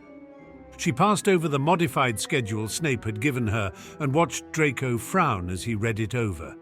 "You're not in any potions class. Professor Snape thinks I would benefit more from self-study at this point," Rigel said, a small amount of pride leaking into her voice. "So I can move at my own pace, I suspect." "Will it be like that from now on?" Draco asked, still frowning. "Can you take the owl in a couple years if you aren't in the fifth-year class?" "Yes," Pansy murmured distractedly, eyes still on the board as her quill flew across the parchment. Marcus took the care of magical creatures owl without attending a single class. Oh, Draco scanned the parchment again. Why are you taking magical theory? It's a dry class, no practical work ever. Only squibs take magical theory. Anthony Goldstein is taking magical theory, Pansy said, still bent over her notes. Squibs and Ravenclaws then, Draco drawled. And me, Rigel said sweetly. I think it sounds interesting. Why didn't you get into dueling? Draco asked. I thought you said you were applying for it last term. No way you didn't get in. I got in, she admitted, but I had to choose 3, and I decided I could practice dueling on my own. I'll practice with you, Draco said decisively. It's an important skill to have. So I'll teach you and Pansy what I learn in the mornings after we run. Rigel grinned in genuine thanks. Now she could get the benefits of Remus's continued instruction without actually having to spend a lot of time with him. Her schedule was passed around to the other third-year Slytherins during class, and it seemed she would share some of her electives with her other friends. She had ancient runes with Blaise, Theo, and Draco. Only Pansy would be in her arithmancy class. Millicent shared international studies with Draco and was also taking Muggle studies with Theo. Theo alone was in the magical languages elective, but Millicent shared dueling with Draco. Tracy and Daphne were apparently in divination and care of magical creatures with Pansy, much to their blonde friend's unspoken annoyance. After Charms, the third years had Transfiguration with the Ravenclaws. Rigel also had her first lesson with Professor Snape at this time, and she was nervous sitting in Transfiguration, knowing that her future self was on the way to the dungeons, presumably under the invisibility cloak. Draco must have caught on to her nervousness because he peered at her suspiciously, then said, "What's wrong?" Rigel shrugged, trying not to let her discomfort show. "Nothing." Draco rubbed his forehead irritably. You look guilty, Rigel. What's going on?" Rigel flushed. She thought she'd been perfectly casual. She cast around for something to say, then settled on, "I'm not trying out for the Quidditch team this year." This, it seemed, was more than sufficient distraction. "What? Why not?" Draco looked a bit betrayed, which only increased the guilt she felt. "Stop feeling sorry," Draco snapped. "Just tell me why." "I think I should focus on my studies," Rigel said softly, apologetically. "With the extra classes and all, I just don't think I'll have the time." "I have extra classes too," Draco argued quietly as McGonagall took roll. "Just work a little harder." "Rigel already works very hard," Pansy pointed out diplomatically. "He studies other things in addition to classes, and he'll be self-studying potions this semester too, which is bound to be time-consuming." Draco looked frustrated, but he nodded shortly and turned back to the board, rubbing his temples once more. After Transfiguration, Rigel told her friends she had to run to the bathroom, feeling a guilty thrill as they went on without her. She ducked into the nearest boys' bathroom and glanced around. There was no one present, so she quickly pulled her invisibility cloak from the expanded compartment in her bag and swung it on. She very carefully did not wonder if the future her was also in the bathroom, under the same cloak, waiting to take her place in real time while she turned back 2 hours to 10 o'clock for her first lesson with Snape. She didn't take off the cloak until she was outside of Lab 1, which had been written on her schedule in lieu of a classroom number, at precisely 10 o'clock. "Right on time, Mr. Black," Snape said as the door opened and she slipped inside. She couldn't tell if he was joking, but she opted not to laugh. The time-turner was just too terrifying in its potential to be amusing. "What are we brewing?" Rigel asked, peering into the single cauldron set out on the workspace, inwardly delighted that she wouldn't be sitting through a one-on-one lecture. There wasn't a base in the cauldron yet, but the inside had been recently treated with an oil of some kind. "You are brewing pensive potion," Snape informed her, sliding a recipe, on non-flammable parchment, of course, toward her. Rigel could hardly believe she'd heard correctly, but the recipe in front of her was one she vaguely recognized, having researched it for one of Flint's essays at some point. It's beyond newt level, she said, smiling with burgeoning excitement as she read the obscenely complicated instructions. I've heard there are some countries that require their potioneers to obtain a special license to brew this. There are countries that require a license for pepper-up, Snape said derisively. It's just as excuse to collect licensing fees. Nevertheless, the potion is indeed complex, and as such, you will not attempt to brew it on your own until I deem you capable of it. Snape said firmly, you will brew many extremely difficult potions this year. The purposes of these lessons is not to give you a grounding in the theoretical. Your background in that is more than sufficient for now, and your homework assignments will help fill in the gaps. In our lessons, you will gain hands-on experience with challenging brews, becoming familiar with their rhythms and sensitive to their subtleties.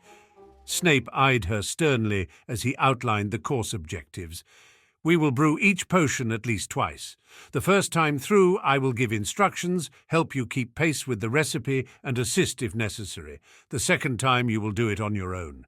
When you make errors, and you will write a substantial explanation of what went wrong and how you will avoid the problem in the future. Then we will brew it again until you get it right. Rigel grinned widely up at the professor, who frowned repressively at her display of enthusiasm. When do we begin?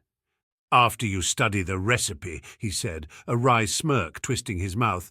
This is not free brewing, Mr. Black. You will put nothing into that cauldron until you know why it is going in there and what it will do to the concoction. Yes, sir.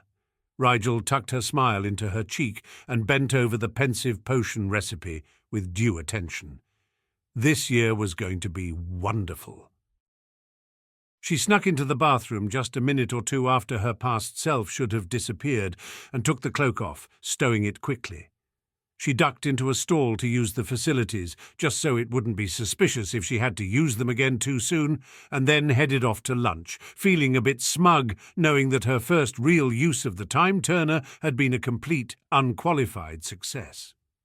She slid into the seat Draco and Pansy had saved for her and leaned across Draco slightly to snag a roll from the serving plate. Draco's nose wrinkled and he turned a raised eyebrow on her. You smell like sewage, Rigel. Rigel's brain froze for half a moment before restarting and nudging her mouth into saying, I think someone set off a dung bomb in the bathroom just before I got there. Is it awful? I can change before herbology.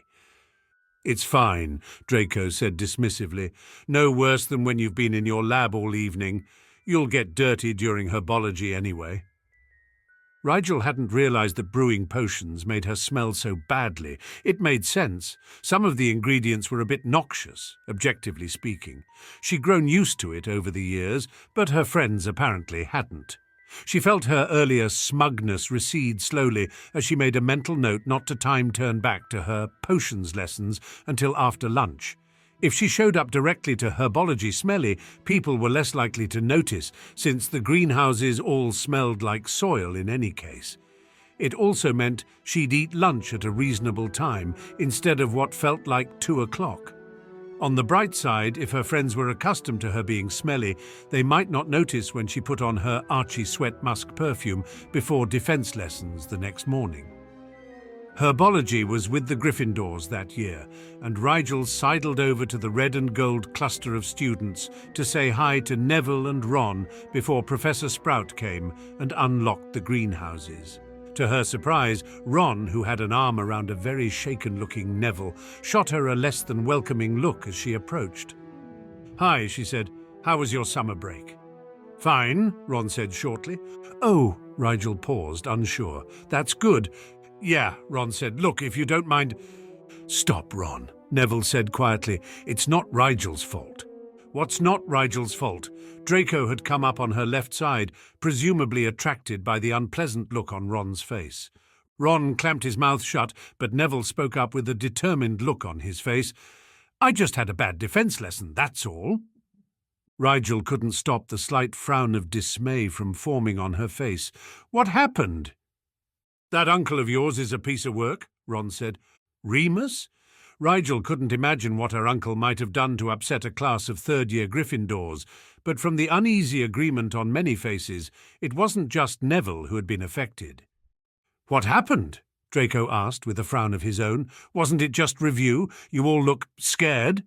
Ron bristled. "See how you fare tomorrow. Come on, Neville." He dragged Neville toward the doors, which Sprout was just unlocking from the inside, and the other Gryffindors followed suit. Melodramatic. Draco rolled his eyes. Rigel hoped he was right. Remus's employment at the school caused all sort of problems for her plans, but she still wanted it to go well for her uncle. A lot in the werewolf community was riding on the success of his year, after all. She supposed they'd find out tomorrow morning. After herbology, they walked down to the dungeons and headed to their group's usual low-backed couch by one of the fires. Pansy raised a delicate eyebrow at Rigel when she sat down amongst them. "Are you going to socialize with us, Rigel?" "Why shouldn't I?" Rigel asked, nonplussed. "Did you want to talk about me or something?"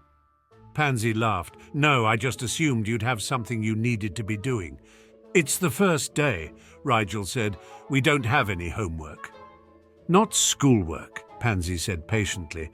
"One of your other projects. I thought you'd want to use the time we have without assignments to make progress on other things." "I spend time with you guys," Rigel said, a bit defensive. "Don't I?" "Yes, Rigel, but generally while we're doing homework," Pansy said. "Or when we drag you away from something else." Rigel swallowed. Was she so negligent? Draco and Pansy demanded so little of her in their friendship. Had she been taking advantage even more than she realized? "You're making him feel guilty," Draco said, sighing. Pansy looked abruptly regretful. "I'm sorry, Rigel. I didn't mean to imply you were in any way at fault. I was only teasing you about being so dedicated to your pursuits." Rigel smiled softly at the girl. "I know, Pan. How about from now on I try to make my friends one of the pursuits I'm so dedicated to?" Pansy had a look of pleased hope in her eyes, but it was tempered by caution. "We don't want to impose on your schedule, Rigel." "You aren't, you won't be," Rigel said, feeling that this was a promise she, for once, was going to be able to keep. "I'm going to make more time for you guys this year, I promise." With the time-turner, she'd have no trouble making that statement a reality. Her friends deserved better from her, and she was finally in a position where she could show them that. "But not for Quidditch," Draco huffed. Rigel started to apologize, but stopped at the understanding smirk on Draco's face. "I get it, Rye," he said, waving off her guilty expression.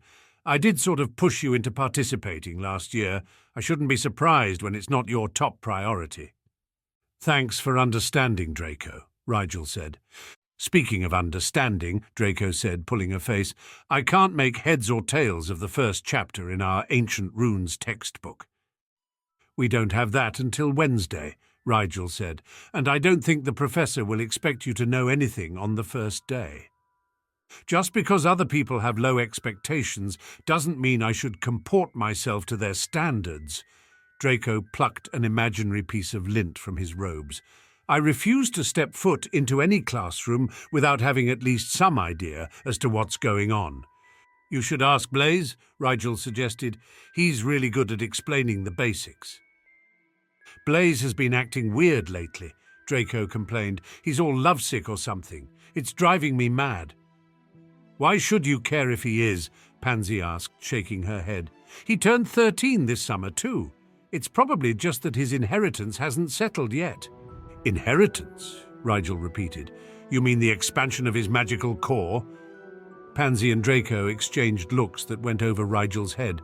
"No, the core growth happens overnight, and it usually only takes a day or two to get used to," Pansy said slowly.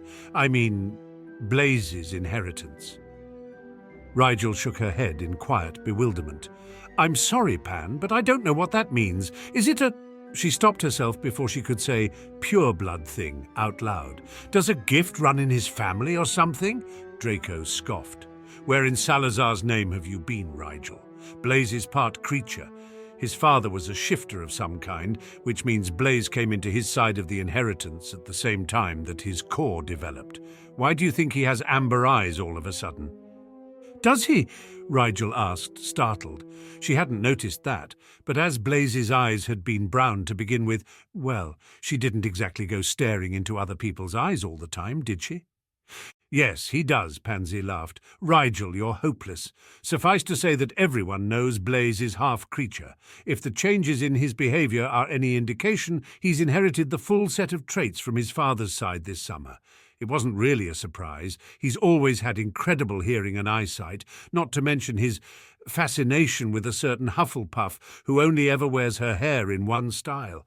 I suppose that's what has you so annoyed, Drake. He positively moons now, Draco lamented. It can't be that bad if Rigel hasn't even noticed, Pansy said, amused. Draco grumbled half-heartedly. He moons on the inside. It's annoying how he pretends he's not, but every now and then forgets he's pretending and gets this stupid, wistful look on his face. He should just mate with her and have done with— Draco? Pansy sounded shocked. She's 13 years old. I don't care how much shifter blood runs in the Abbott family. She's never shown any sign that she's inherited the abilities, and even if she was a full-blooded creature, it would still be much too early for them to form any sort of life bond. I know, Draco groaned. It's just so annoying to watch him pine. Rigel was quickly coming to realize that she really didn't know her friends at all. Blaze was half-shifter.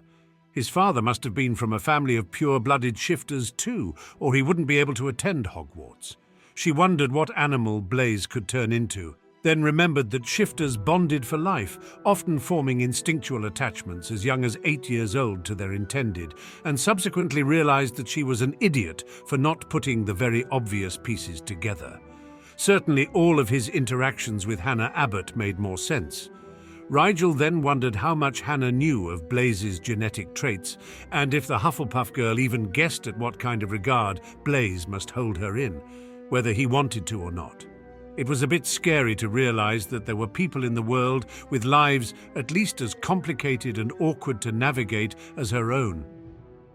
They went to dinner when the others in the common room started trickling out in that direction, and as they claimed their seats, Draco was quick to point out that Flint was still nowhere to be seen. "Face it," he said archly. "You were wrong about him. He's not coming back this year." He's already back, actually." They both looked up at Rosier as he slid into a place across the table, Rookwood a beat behind him and a seat beside him. "I haven't seen him," Draco said. "Don't tell me he's too busy planning how to make Wood's life hell to come to meals." Rosier's face didn't have its usual twist of levity to it, and he didn't smile at Draco's jibe. "He's in the hospital wing." Pansy dropped her fork to the table with a dull clang. "What happened? Is he going to be all right?" "He had an accident before term started," Rosier said, face studiously giving no expression away. "He couldn't make the train, so our head of house collected him late last night. One of the twins overheard McGonagall asking the head boy to collect Flint's homework assignments this morning at breakfast." To Rigel's surprise, Rosier gestured not to the Weasley twins as he said it, but to the little second-year Slytherin brothers who, as far as Rigel had seen, only ever talked to one another. "Marcus had better make a swift recovery," Pansy said, looking extremely upset. "If he thinks he can get away with just—" She broke off with a very un-Pansy-like scowl. Somehow, Rigel didn't think it was Flint that Pansy's anger was directed toward. It seemed like forever ago that Percy had intimated a less-than-ideal home life was partly responsible for the anger Flint often exhibited at the beginning of the school year. Could an unhappy situation have escalated?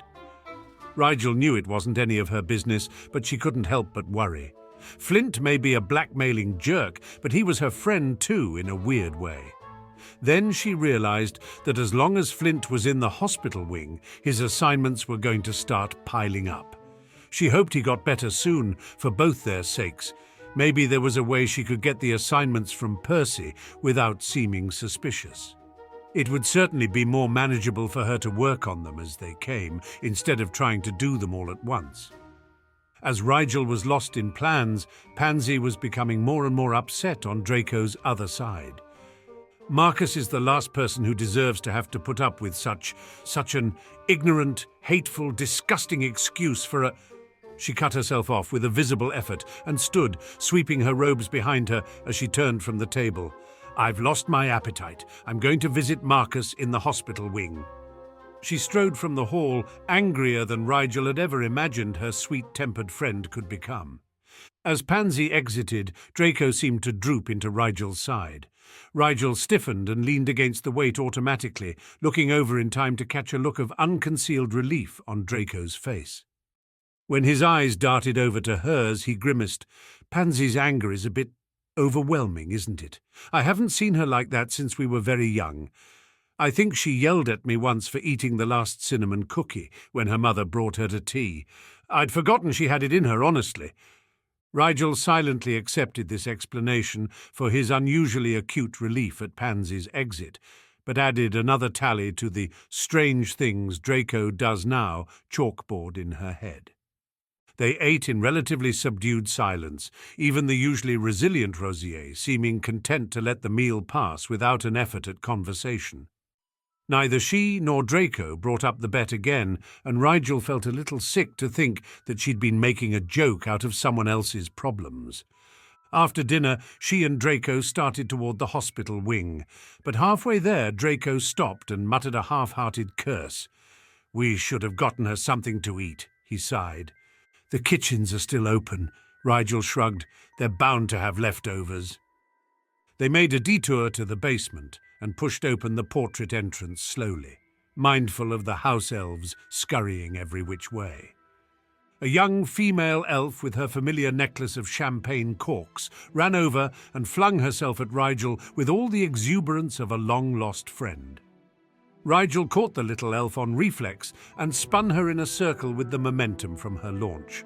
She set Binny down, laughing, and said, "I missed you too, Binny. How was your summer? Did you spend it at Madame Terraine's again?" "Oh yes, Binny's summer is being very nice." The house elf beamed up at her. "There is being 5 new foals in Madame Terraine's herd this summer, and I is playing with all of them when I is being done working." "That sounds wonderful," Rigel said, smiling. "Did you meet any attractive elves in the stables?" She wagged her eyebrows at the elf, who had confided to her last year that she was quickly reaching an age at which most elves were expected to marry. Binny gave her a scandalized look before dissolving into giggles. "I is not telling, and you is being very rude for asking," she added in French with a little grin. "Is it rude to ask a friend a simple question?" Rigel grinned back, her French undeniably rusty but comprehensible all the same. "You speak French?" Rigel winced inwardly and looked a bit guiltily at Draco, who she'd momentarily forgotten. He had both eyebrows raised and was looking between Binny and Rigel with amused disbelief. She shrugged casually, deciding she could use this situation as long as she did so carefully. "Binny helps me stay in practice," she said lightly. "I'm really not that good."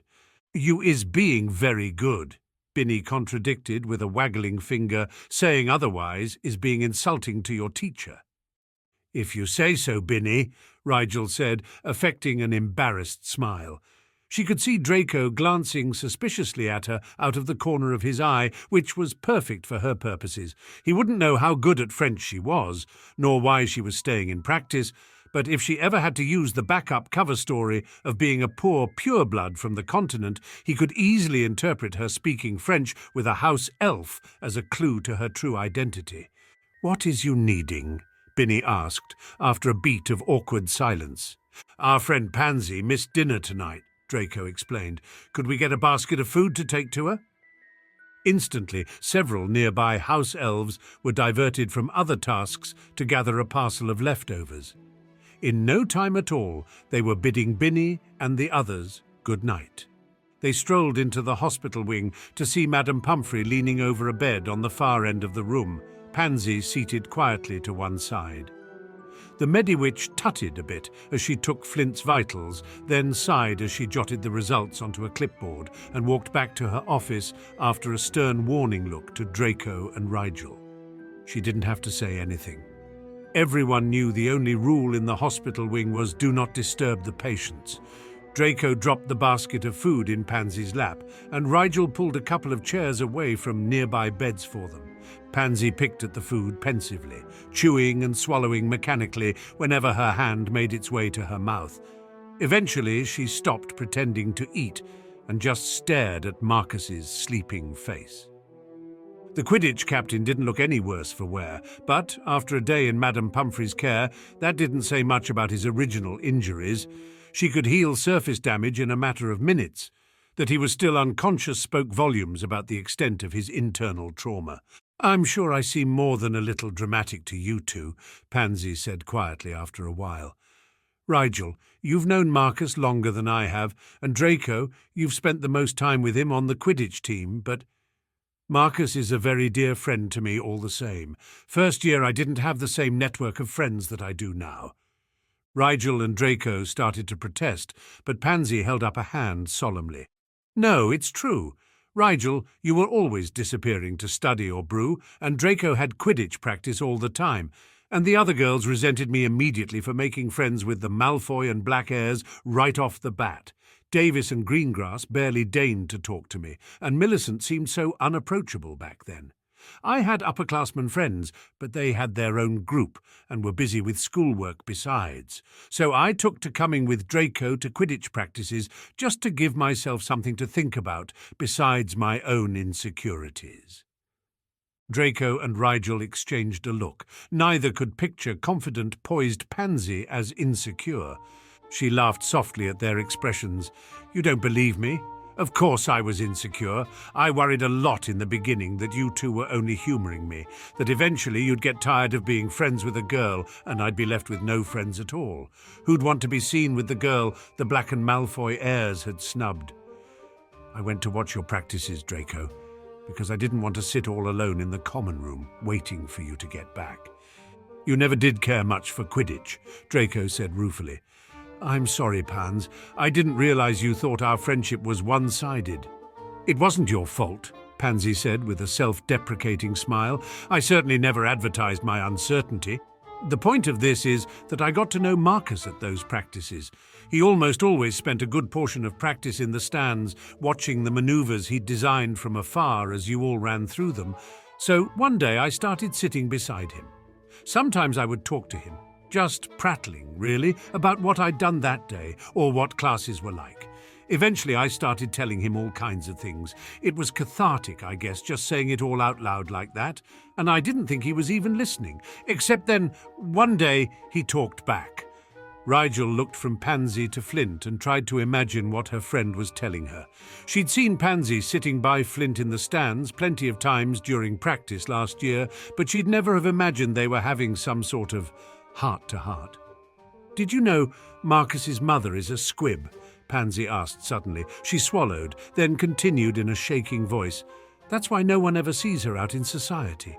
She's from a good family, and they covered up her lack of magical gifts by claiming to be homeschooling her. They betrothed her to Marcus's father, and both sides considered it a good match. After they married, however, she couldn't keep up the pretense in such close quarters. Marcus's father was furious when he found out, and he's hated his wife ever since. The poor woman." Draco nodded with an expression of rueful distaste, and Rigel realized that many people must be aware of Flint's familial problems. Why did everyone turn a blind eye? To save themselves the embarrassment of acknowledging the situation. Perhaps they were ashamed that their elitist pureblood culture produced exactly this kind of duplicity and hatred when mixed with the wrong sort of tragic circumstances. It caused a scandal when the Flint family's main branch found out, of course. Marcus's father was disgraced, and his mother became a social pariah, Pansy went on, her voice thick with dissatisfaction. Marcus was born into a home of rage and betrayal. To his parents' credit, they did attempt to keep Marcus out of their marital difficulties.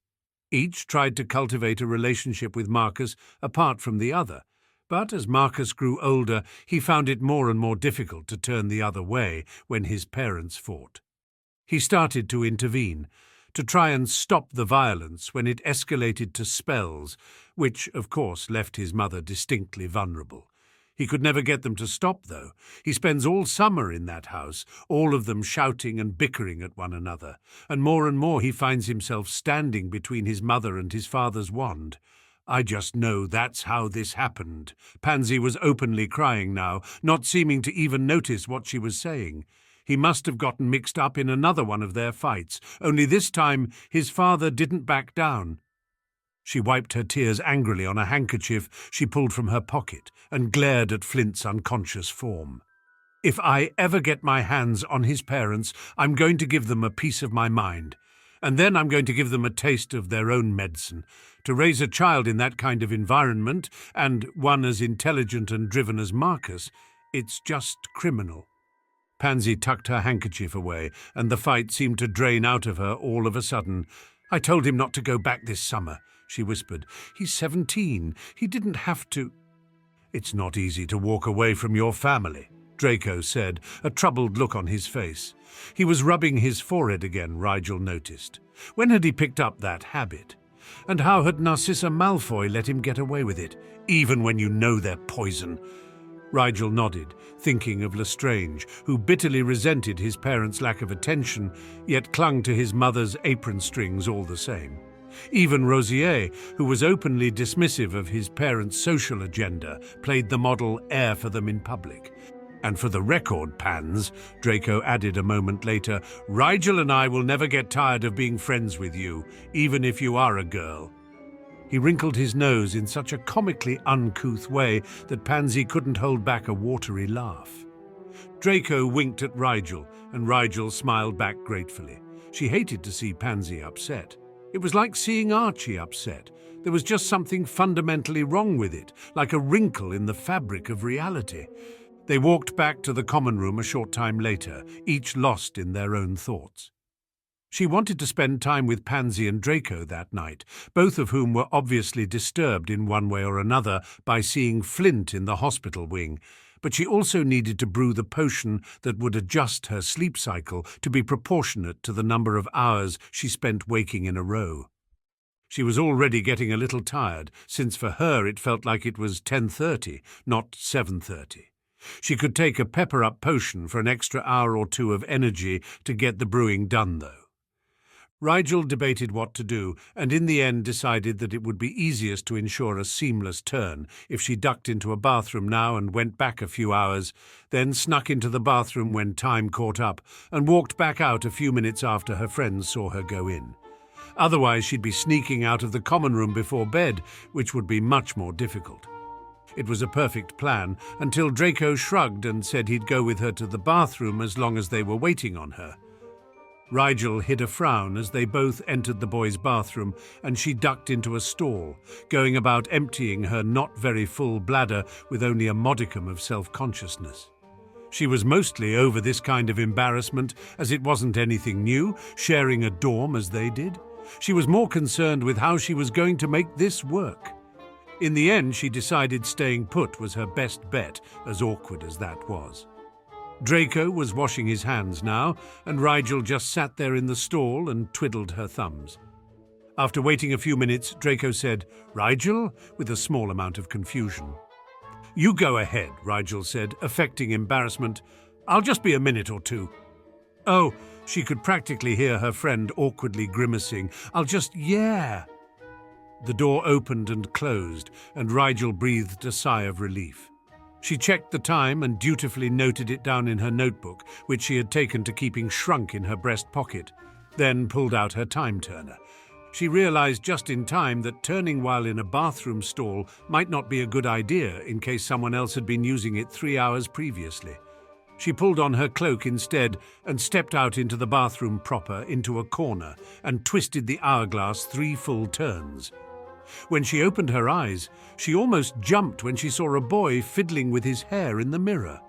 Instead, she froze, not daring to breathe, until the older boy gave his reflection a satisfied grin and sauntered out of the bathroom. She pulled out the map and checked it. The other Harriet Potter was in the common room with her friends, and would be until she went to dinner. There were plenty of students wandering about, though, so she kept the cloak on and made her way stealthily through the school, down through the dungeon corridors, until she reached her lab.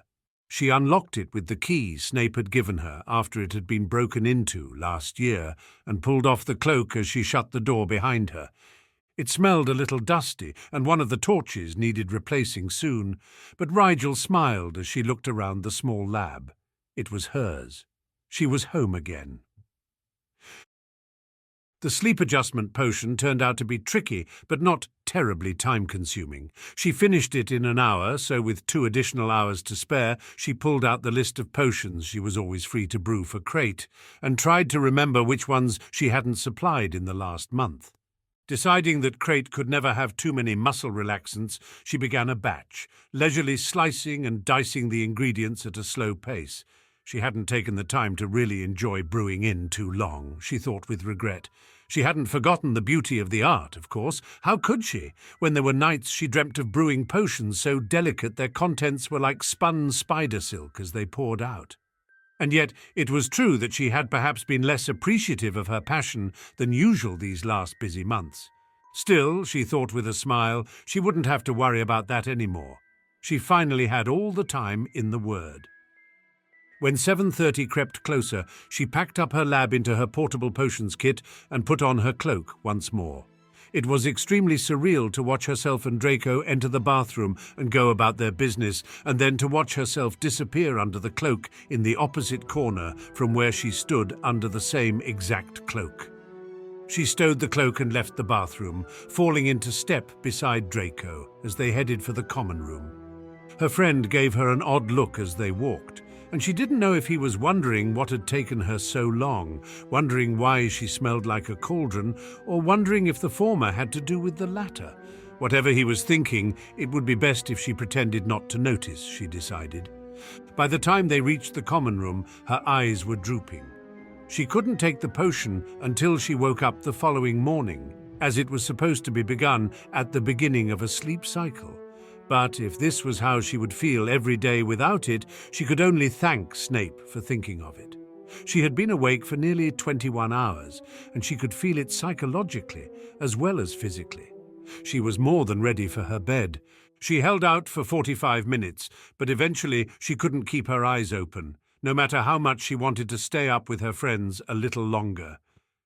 "I'm for bed," she said, rising from the couch between Pansy and Draco with a graceless yawn. "Now?" Draco raised an eyebrow. "It's not even 9 o'clock." "I know," Rigel said apologetically. "I'm knackered, though. I'd be poor company anyway at this point." "Good night, Rigel," Pansy said, looking amused. "Sleep well, and don't worry about waking up tomorrow. Draco and I can always go running without you." "Do you know the way?" Rigel asked, a dubious frown on her face. "I was under the impression that Draco at least sleepwalked behind me unconscious most of the first lap." "Well, I'm not the one who looks like he's sleepwalking right now," Draco retorted. "Go to bed, Rigel. You're clearly dead on your feet. Didn't you sleep last night?" "Not very well," Rigel lied. "Night, guys." Pansy cleared her throat pointedly. "Good night, ladies," she amended with a grin. Draco grumbled, but waved her off without further protest. Rigel veritably collapsed into bed, and knew nothing more until early the next morning, when her alarm spell poked her in the cheek. She felt reasonably well rested, and quickly downed the sleep-adjusting potion before Draco woke up to join her for their morning run. She was both looking forward to and dreading the rest of the morning, since she would have her first defense, alchemy, and magical theory classes all at once. Then there was arithmancy that afternoon. It would be nice to finally get an introduction to that course, as for the past 2 years she'd been copying the examples in the book to solve the problems in Flint's assignments, all without really understanding why the numbers could be manipulated that way, or what the answers even meant in real terms. With Remus's werewolf nose in mind, she showered thoroughly after their workout with strong-smelling soap, then layered on Archie's sweat-distilled perfume under her clothes as she dressed. Between that and the voice-altering spell that she'd been keeping up since she stepped on the train, any discrepancies in her appearance would likely go unnoticed. Remus would be nervous for his first week anyway, she reassured herself. By the time he settled into Hogwarts and noticed her, he'd be used to the way she looked now.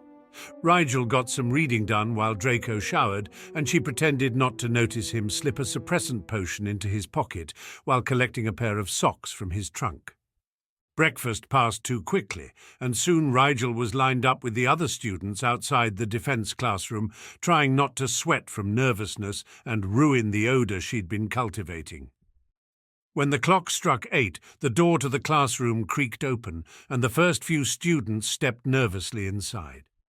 It was dark in the big, empty room. There were no tables or chairs, not even a teacher's desk. The shutters were closed, but only a few of the lamps had been lit, so they made their way slowly into the room. To one side stood a large screen, the kind a person might have dressed behind a century ago, except it had been enlarged so that it reached almost to the ceiling.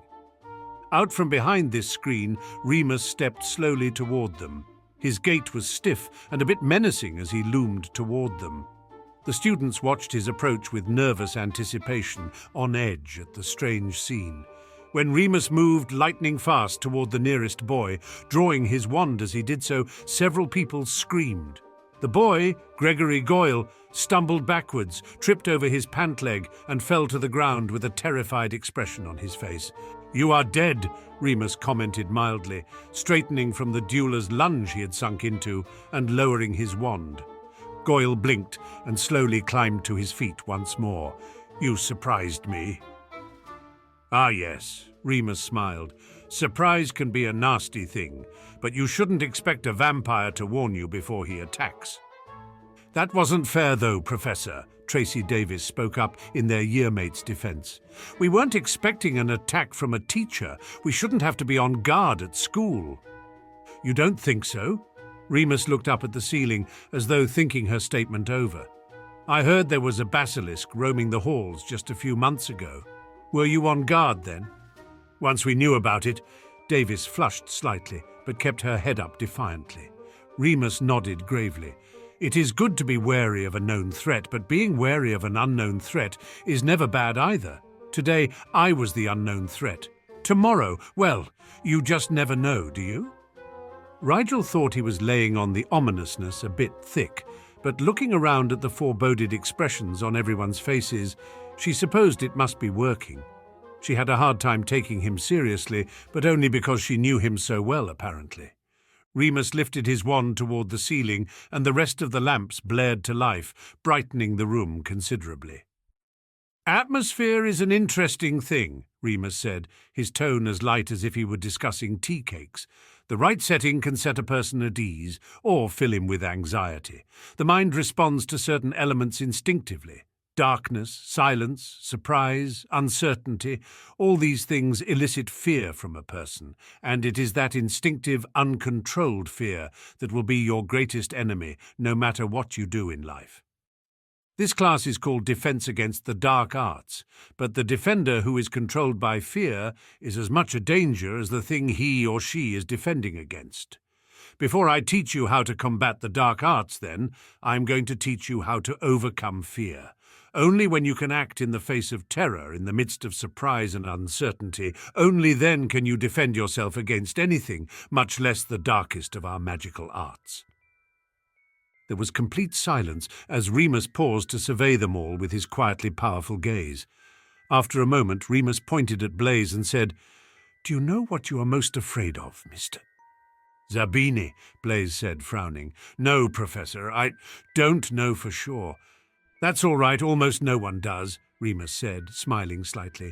"Most people try not to think about things that scare them, and fear is often unquantifiable, so that it is hard to say objectively if you fear drowning more than being stabbed in a dark alley."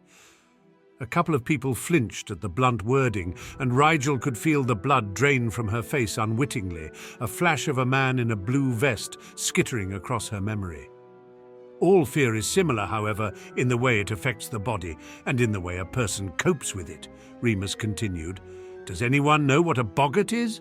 Pansy gasped quietly, causing Remus to glance in her direction. "Yes, you know, Miss Parkinson," Pansy said, her face grim with the knowledge of something. "A boggart is a dark creature, Professor. It is said to take the shape of whatever the person it comes across is very afraid of. It uses a kind of fear-based legilimency magic that even occlumency can't block out entirely to become something terrible enough to frighten its prey into a terrified stupor so it can consume them." "Correct, Miss Parkinson," Remus said, 5 points to Slytherin. "A boggart will confront you with the thing you fear most in the entire world. Usually it is a fear that you have not acknowledged even to yourself, because that's the kind of fear that will most effectively immobilize or destabilize its victims. Behind that screen, he gestured behind him, is a boggart I found in the staff room cloak cupboard. Today you will each face it, one at a time, and learn your greatest fear, whatever it may be. Rigel was not the only one who looked disbelievingly at Remus as he said that. They were to face a boggart without any preparation or training, just to see what they were most afraid of? That sounded frankly awful. If this is what the third-year Gryffindors had to do, it was no wonder they seemed a bit leery of Remus as a professor. Still, he was her uncle, and if he thought it was a good idea, he surely had a reason. With that in mind, Rigel raised her hand, even though she had promised she wouldn't cause attention to herself in this class. "Yes, Mr. Black?" Remus asked politely, not a hint that he was talking to a child whose diapers he'd changed showing on his face. "What does one do when faced with a boggart?" she asked, trying to imitate Archie's casually upbeat tone. "Once we know what our fear is, I mean, do we just try very hard not to be afraid of that thing?" "Interesting question," Remus said. "Apart from it being very difficult to stop being afraid of something in the first place, if you overcome your fear of one thing, the boggart can always find something else you are afraid of and change into it instead. There is a spell that I will teach you called Ridiculous, which uses the imagination of the caster to force the boggart to take the shape of something that is utterly non-frightening. This works because the moment the boggart senses you are not afraid of it, it will retreat instinctively. We will learn that spell the next time we face the boggart, however. Today, the objective is not to defeat the boggart, but rather to learn a bit about ourselves." He pinned them all with a very serious look. "I know it is unpleasant to think about facing your worst fear, but that is the point. It is important to know how your mind and body respond to fear, how it feels to be very, very afraid. Usually when we are scared, we are too surprised or distracted to analyze the feeling. So today is all about paying attention to how fear feels. Focus entirely on your own reaction to the boggart. Do your hands shake? Does your skin feel clammy and cold? Do you feel like screaming, crying, or freezing in place? This is important information to have for when you are faced with a real crisis. I will worry about defending against the boggart, and I assure you that no harm will come to any of you while I'm here. I know this is not how you imagined your first lesson going, but I promise you will be better off knowing fear now than being surprised by it in a life-or-death situation later." Rigel thought Remus might be a genius. How often had she gotten into trouble and felt paralyzed by fear in a critical moment? Maybe if she'd been taught to cope with fear instead of succumbing to it, events like that night in the lower alleys might have turned out differently. "I must ask for your patience as well today," Remus said, smiling a bit sheepishly in the first relaxed expression he had given them thus far. "You will face the boggart one at a time behind this soundproof screen, which means most of the lesson will be spent waiting for your classmates to take their turns. I trust that as busy third years you can all find something quiet to occupy your time with while you are not with me behind the screen, yes?" There were scattered nods, but most of the class seemed to be trying to accept the idea that their teacher was going to scare them out of their wits on purpose in order to teach them a lesson. "Any volunteers?" Rigel hesitated. She wanted to show that she supported Remus in his first class, but she couldn't figure out what she was most afraid of. It might be something incriminating. What if she was most afraid of failing her potions mastery, or being found out as a girl? That would be an odd fear for Archie to have. Before she could decide if it would be better to blend into the middle of the group or not, Theo said determinedly, "I'll go first." They all turned surprised and impressed eyes on the sandy-haired boy. Theo shrugged at their questioning looks. "I want to know what I'm afraid of." "But do you want him to know what you're afraid of?" Davis muttered, looking shrewdly in Remus's direction. The implication that as an ex-Gryffindor half-blood Remus was the enemy didn't go unnoticed. "There are, of course, confidentiality wards in place behind the screen," Remus said to no one in particular. Rigel wondered how many of her classmates had suddenly remembered Remus's heightened hearing abilities. Rigel wondered if those wards would apply to her too. It reassured her that at least if the boggart revealed a very Harry Potter-like fear, Remus would be unable to pass on his suspicions to anyone else. "Bring it on," Theo said confidently. He strode over to the screen, Remus on his heels. They disappeared behind the barrier, and for several long minutes nothing more was heard. Just as people had begun to exchange relatively concerned looks, Theo came stumbling back around the divider, pale and sweating. He walked right past them all and to the other end of the room, where Rigel noticed a sideboard set up with big glasses of water and juice and plates of various sweets. Chocolate seemed to be a prominent theme. Rigel smiled nostalgically. Remus had always had a huge sweet tooth, especially when it came to chocolate. After he gasped down half a glass of pumpkin juice, Theo said, "The next person can go in whenever. It's not so bad." No one seemed terribly convinced by that statement, belied as it was by Theo's shaky hands and damp brow. "I'll go," Rigel said after a moment, "if no one else wants to." "I'll go after you," Draco said immediately, chin up. "Then me," Pansy added, smiling gratefully at Rigel and Draco. "Might as well get it done with, right?" Others began to add their name to the growing list, even going so far as to arrange themselves in order, but Rigel was already walking toward the screened-off area. She rounded the corner to see Remus leaning casually against a closed wardrobe. He straightened as she appeared and sent her a warm smile. "I thought perhaps no one else wanted to have a go," Remus said. His tone was light, but she could tell he'd been a bit genuinely worried for a moment. "We were just arguing over the order," Rigel said, grinning playfully. "I got first because Draco lost Sprite Dragon Thestral to me." Remus smiled back, but she could see in his eyes he knew the others had been too wary to readily volunteer. "Well, I'm going to open this door, and whatever comes out is your boggart. No matter what it is, I won't let it harm you. I read once that boggarts can mimic the powers of the species they imitate," Rigel said, trying to get the right note of nonchalant consideration that Archie was so good at. "That's true," Remus said, tilting his head curiously. "If a basilisk comes out, could it petrify me?" Rigel asked. She didn't think she was most afraid of basilisks, but it was certainly a possibility. Remus paused. "I don't believe so, no. You may feel as though you've been petrified, but it will be merely an illusion, a suggestion in your own mind. That is how boggarts mimic the effects of other creatures. They don't acquire those powers, but they can make their victim feel as though they have. It goes back to the fear-based legilimency they are so adept at. So, if it turns into a mandrake, I would feel like its cry was killing me, but it wouldn't actually be fatal," Rigel clarified. Remus's mouth quirked up a bit at the edges. "No, to trivialize your fears, Archie, but a mandrake? Really?" "Just an educational example," Rigel shrugged with a boyish grin. "The sort of thing you might see on an owl question, you know." Remus full-out smiled.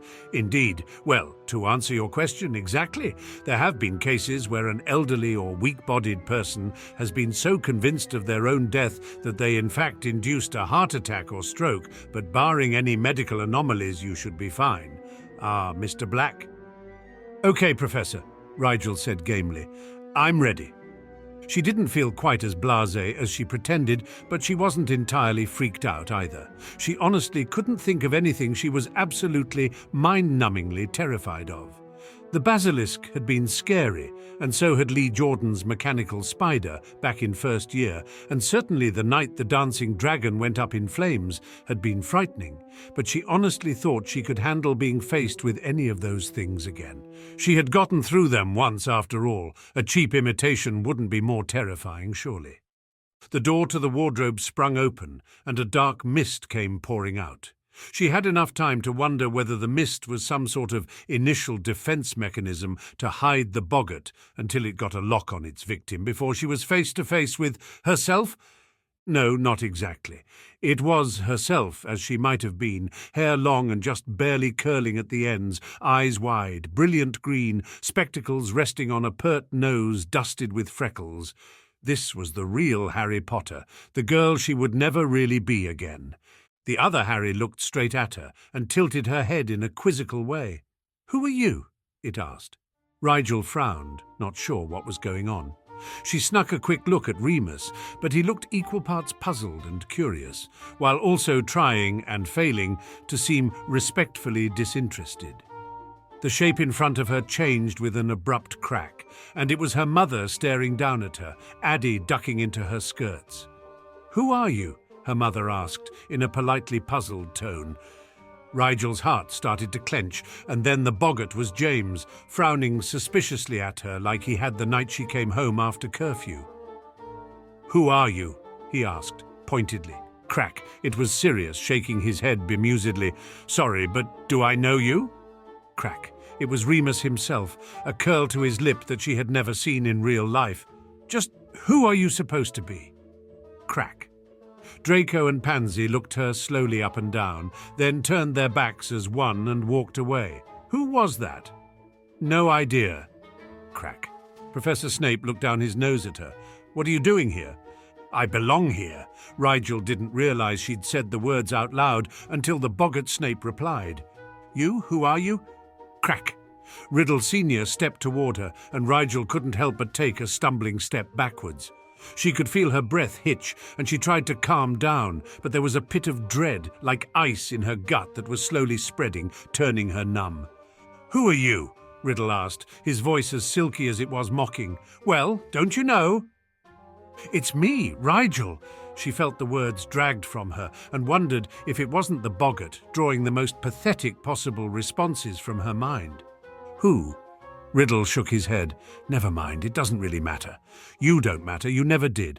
All of this was just an illusion. All your selfishness, all your ambition, and for what? No one knows you, no one cares, even you don't care." Crack. The boggart was her again, the real Harry, and she stared at Rigel with the most profound disappointment, a bitter twist to her lips and lines of disgust around her eyes. "It's your fault, you know. How many lives are you going to ruin? How many people are you going to alienate just to chase a futile dream? You'll never be anything, and the more you fight, the more people you hurt in the process of figuring that out." "That's not true," Rigel said shakily, her fists clenching. "You know it is." The other Harry started to smile, and the smile got wider and wider as an aura began to grow around her. It was her magic, swirling in violent patterns around her, whipping her long hair around her face in a wild tangle. "There was only one thing special about you, and you threw it away." The magic grew up around the other Harry, and then surged forward in a tidal wave of power, sending Rigel to her knees at the force of it. "Do you feel special now? Do you feel anything now? Who are you? Who are—" The voice was cut off without warning as Remus stepped between Rigel and the boggart. Crack. It was the full moon hanging peacefully among the black mist. Even as she struggled to pull her mind back from the dark place she had been, she felt a pang of sympathy for Remus. Even after all these years, there was nothing he feared more than transformations. The moon seemed to pop like a balloon, and the boggart's mist retreated into the wardrobe once more without a fuss. It seemed terribly anticlimactic to Rigel, who was still numb and very, very disturbed. That was her greatest fear, that her ambition would take her to a place where no one, even close friends and family, recognized her anymore. Where she didn't recognize herself? That would be horrible, she realized.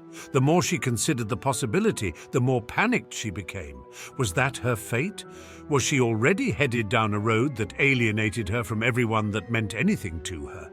Would she live her life alone and unrecognized, even after everything she and Archie had been through? "Can boggarts tell the future?" she blurted out, unthinking.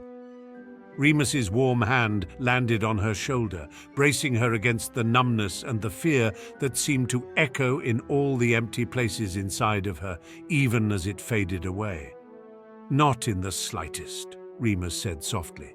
"They prey on the fears that sit most deeply rooted in a person's mind, but these fears are rarely a reflection of reality. In fact, often what people fear is precisely the thing they try their hardest to avoid. It is because you fear losing the esteem of those closest to you, Archie, that I know you never will. Don't take it to heart. Just remember what that feeling of fear did to you psychologically. Spend the rest of the lesson considering your response objectively. Don't feel ashamed of it, and don't worry about overcoming it yet. I'll help you with that. All that matters is that you recognize the existence of that fear. That is the first step toward fighting it." Rigel nodded slowly, just focusing on not letting the depth of her psychological upset show on her face. There was no need to alarm her classmates, not matter how disturbed she had been by the boggart's ability to breathe life into a fear she hadn't even identified herself. At least Remus had misinterpreted it. "And eat some chocolate," Remus added, a kind smile on his face. Rigel felt alive enough to roll her eyes. "At least, chocolate doesn't cure everything, Professor." "You'd be surprised," Remus said, mild as ever. Rigel went back to the main room, giving Draco a reassuring smile that she didn't feel at all as he stepped forward to take her place. Like Theo, she bypassed her classmates in favor of taking a long drink of water and chewing on a chocolate frog. She needed a moment to herself to process what the boggart had revealed. When she wandered back to the group, Millicent asked nervously, "Was it bad? You look a little shaken, Rigel." "I'm fine," Rigel said, a small smile fighting its way onto her lips. "I was just lost in thought." "Let him be, Millie," Theo said quietly. "I told you Professor Lupin told us to analyze our reactions to fear while it was still fresh in our minds." Their friends accepted that, especially as Draco, then Pansy, then Greengrass, all came out from the curtain withdrawn and thoughtful. Most of those who went first seemed to be recovered by the end of the class. Rigel herself felt marginally better after consuming 3 chocolate frogs. She did notice that Draco, on the other hand, looked much more strung out by the end of the lesson than he had just after facing the boggart. Toward the end of the class, he excused himself and stepped into the hallway for a moment. He wasn't gone long enough to have walked all the way to the bathroom and back, but he looked marginally more relaxed. Rigel assumed he'd taken a suppressant potion, then wondered if that was his first for the day or his second. Not that she could blame him if it helped calm him down. She could use a calming draught herself after that class. Remus called them all together, after the last student, a confused-looking Goyle, had helped himself to a handful of chocolate. "Excellent work today, everyone. I'm extremely proud of how well you all handled yourself, even in the face of extreme psychological stress. There are many young adults your age who would not be so composed."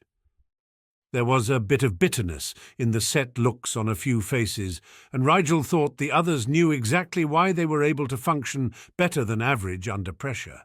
They'd lived and worked under months of psychological uncertainty and fear during the sleeping sickness and in the wake of basilisk attacks. It would accustom anyone to being afraid to a certain extent. "Next class, we will begin to dismantle the fear you felt today," Remus said. "You will learn how to function in opposition to something that frightens you, how to overcome the physical effects of fear. Once you can act despite your fear, you can do anything from defending yourself against an acromantula to giving a presentation in front of your most respected peers." A few people laughed, but mostly the third years just looked and felt exhausted. Remus let them go with a cheerful, "No homework this week," and they filed out into the hall. Their next class was History of Magic, but first Rigel had Magical Theory and a block of Alchemy to get through. Lunch suddenly seemed a very long way off. She slipped away to a secluded bathroom to turn back to 8 o'clock, hoping that her new electives wouldn't be nearly as trying as Defense against the Dark Arts had been. In this, at least, she got her wish. Magical Theory was just what everyone had said it would be. The textbook was dry, slow-paced, and even the introduction was written in intensely meticulous language, with the author seemingly focused on articulating every point as exactly as possible, without being either too detailed or too interesting. Rigel sort of loved it. Sometimes the theory portions of her textbooks seemed generalized and overly simple, not so with the Magical Theory text. The professor explained that they would be giving a thorough grounding in the technical theory behind all major branches of magic, from transfiguration to herbology, creature magic to elemental magic, and everything in between before the end of the year. She left the class feeling very optimistic about her new electives. If alchemy, arithmancy, and ancient runes went half as well, she was going to have a fascinating term. When she turned back to 8 o'clock for the second time that day, making it her third time in that time so far, she checked her schedule and wondered if it had been written correctly. Under Alchemy was Headmaster Dumbledore's name, along with Headmaster's Office, Flu Chews in loopy cursive. It took her a moment to work out that Flu Chews would be the password to his office. She kept her cloak on until she'd mounted the stairs behind the stone gargoyle, then stowed it quickly before she reached the top. Dumbledore probably knew the marauders had had an invisibility cloak. She gathered her father had been less than discreet in its use at school, but there was no reason for him to know that she had it. The headmaster's office was distracting, to say the least. There were whirling and gyrating gizmos on every available surface, and Rigel wondered how she was going to be able to concentrate at all. As she closed the door behind her, however, Dumbledore stood up from his desk and gestured to the wall behind him, which was covered floor to ceiling in shelves of books. "We'll have class in my workroom, if you don't mind," the wizened man said, skimming his fingers across a shelf until he settled them on a book covered in deep purple dragon hide. He winked at her, then pulled the top of the book away from the wall, activating a set of noiseless hinges that swung an entire section of the shelving inward. Rigel tried not to look too amused, but she did ask, "Did you install that yourself?" Dumbledore twinkled at her proudly. "That honour was not mine, though I did recover the lever book in purple." He waited for a beat, then added, "It's my favourite colour." "Oh," she said. He was still looking at her expectantly, so she offered, "I don't really have a favourite." "It's always important to be open-minded," Dumbledore nodded sagely, "especially when approaching a new field of academia." With that, he led the way through the bookcase and into a small circular room with no windows. It was lit by a sphere of purest white light that hovered where the ceiling peaked in the center. There were no chalkboards filled with riddling equations or laboratory stations strewn with experiments or anything that would indicate the workroom of a powerful, genius-level wizard. There was just a table with a few chairs around it and lots of spare bits of parchment lying atop it. Rigel took a seat and pulled out her note-taking materials, while Dumbledore went back into the main room. He came back with a nondescript leather journal and placed it on the desk before her. It was only the fact that she knew that diary was safely locked away at the bottom of her trunk that kept her from flinching. Instead, she frowned down at the book before turning her gaze to Dumbledore's and saying, "For taking notes in?" "I've saved you the trouble," Dumbledore smiled. "This will be your textbook for the first semester." Rigel curiously flipped through the first few pages and couldn't stop her eyebrows from rising as she recognized the loopy script that filled them. Dumbledore had written her a textbook? By hand? No, she realized after skimming a few paragraphs, it wasn't written like a textbook at all. It was rather stream of consciousness, actually, or maybe white water rafting of consciousness. There were diagrams with arrows pointing all over the place, whole pages of equations further into the notebook that looked a bit like the basic ratio balancing equations sometimes published in potions journals. Only she didn't recognize any of the denotative symbols. "Are there chapters?" she asked, wondering how he would assign readings in such a text. "I find there's no need for macro-level progress indicators in my one-on-one classes," Dumbledore said lightly. "As we discuss the concepts and work on practice problems together, your learning curve will become quite clear. Just read as much as interests you in the week between our lessons, and after you've summarized your understanding each week, I'll fill in the gaps and arrange an experiment to help demonstrate the ideas." Rigel nodded to show she understood, but inwardly she was frowning. She was to set the pace of the course. Was it a test of her academic dedication? Was he going to be disappointed if she progressed too slowly, or disapproving if she pushed ahead too quickly? She wasn't worried about self-motivating. If there was one thing she could do, it was work at a good pace without prompting. She did worry what Dumbledore meant by letting her do so, however. "For today, I'll introduce the topic briefly, assuming you know nothing about alchemy," Dumbledore said, starting to slowly walk around the table in a circle. "Alchemy is about changing one thing into something else. It's a subject not many learn, and even fewer delve deeply into, usually because if a wizard wants to effect such a change, he uses transfiguration. Alchemy is related to transfiguration, but in much the same way that potions is related to cooking. One is a science and the other more like an art.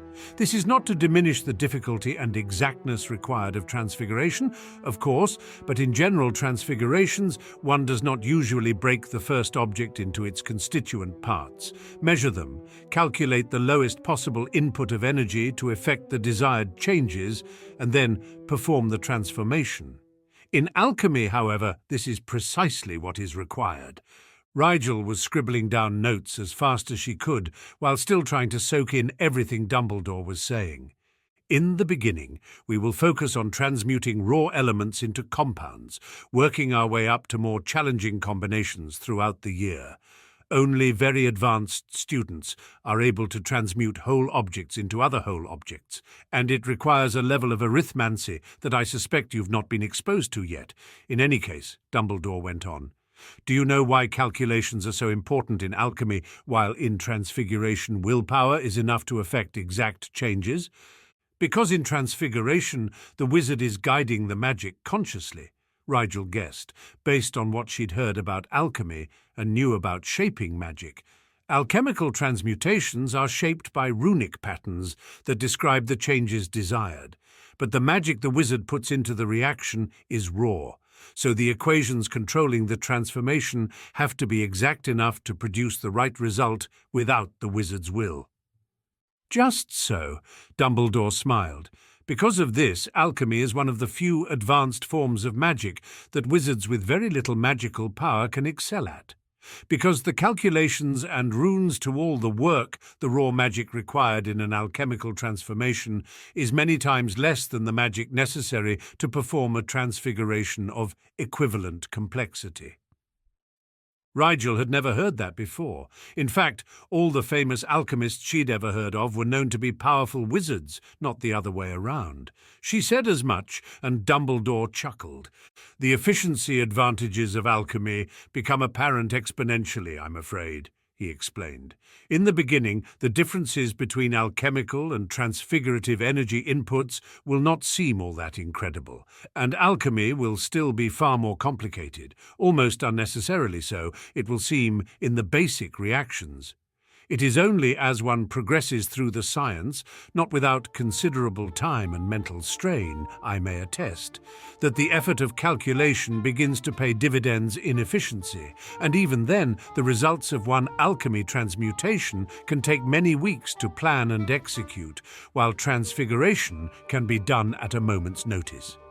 And if you consider that alchemy essentially magnifies a wizard's power through extreme efficiency, Rigel said slowly, then the more powerful wizards will get the most out of alchemy, like Nicholas Flamel. Alchemy is what made something as incredible as the Philosopher's Stone possible, but I'm guessing a squib couldn't do that, no matter how efficient his equations were. Dumbledore inclined his head gravely. You are correct. Alchemy can elevate a near-powerless wizard to feats that ordinary-leveled wizards enjoy, but efficiency does indeed only go so far.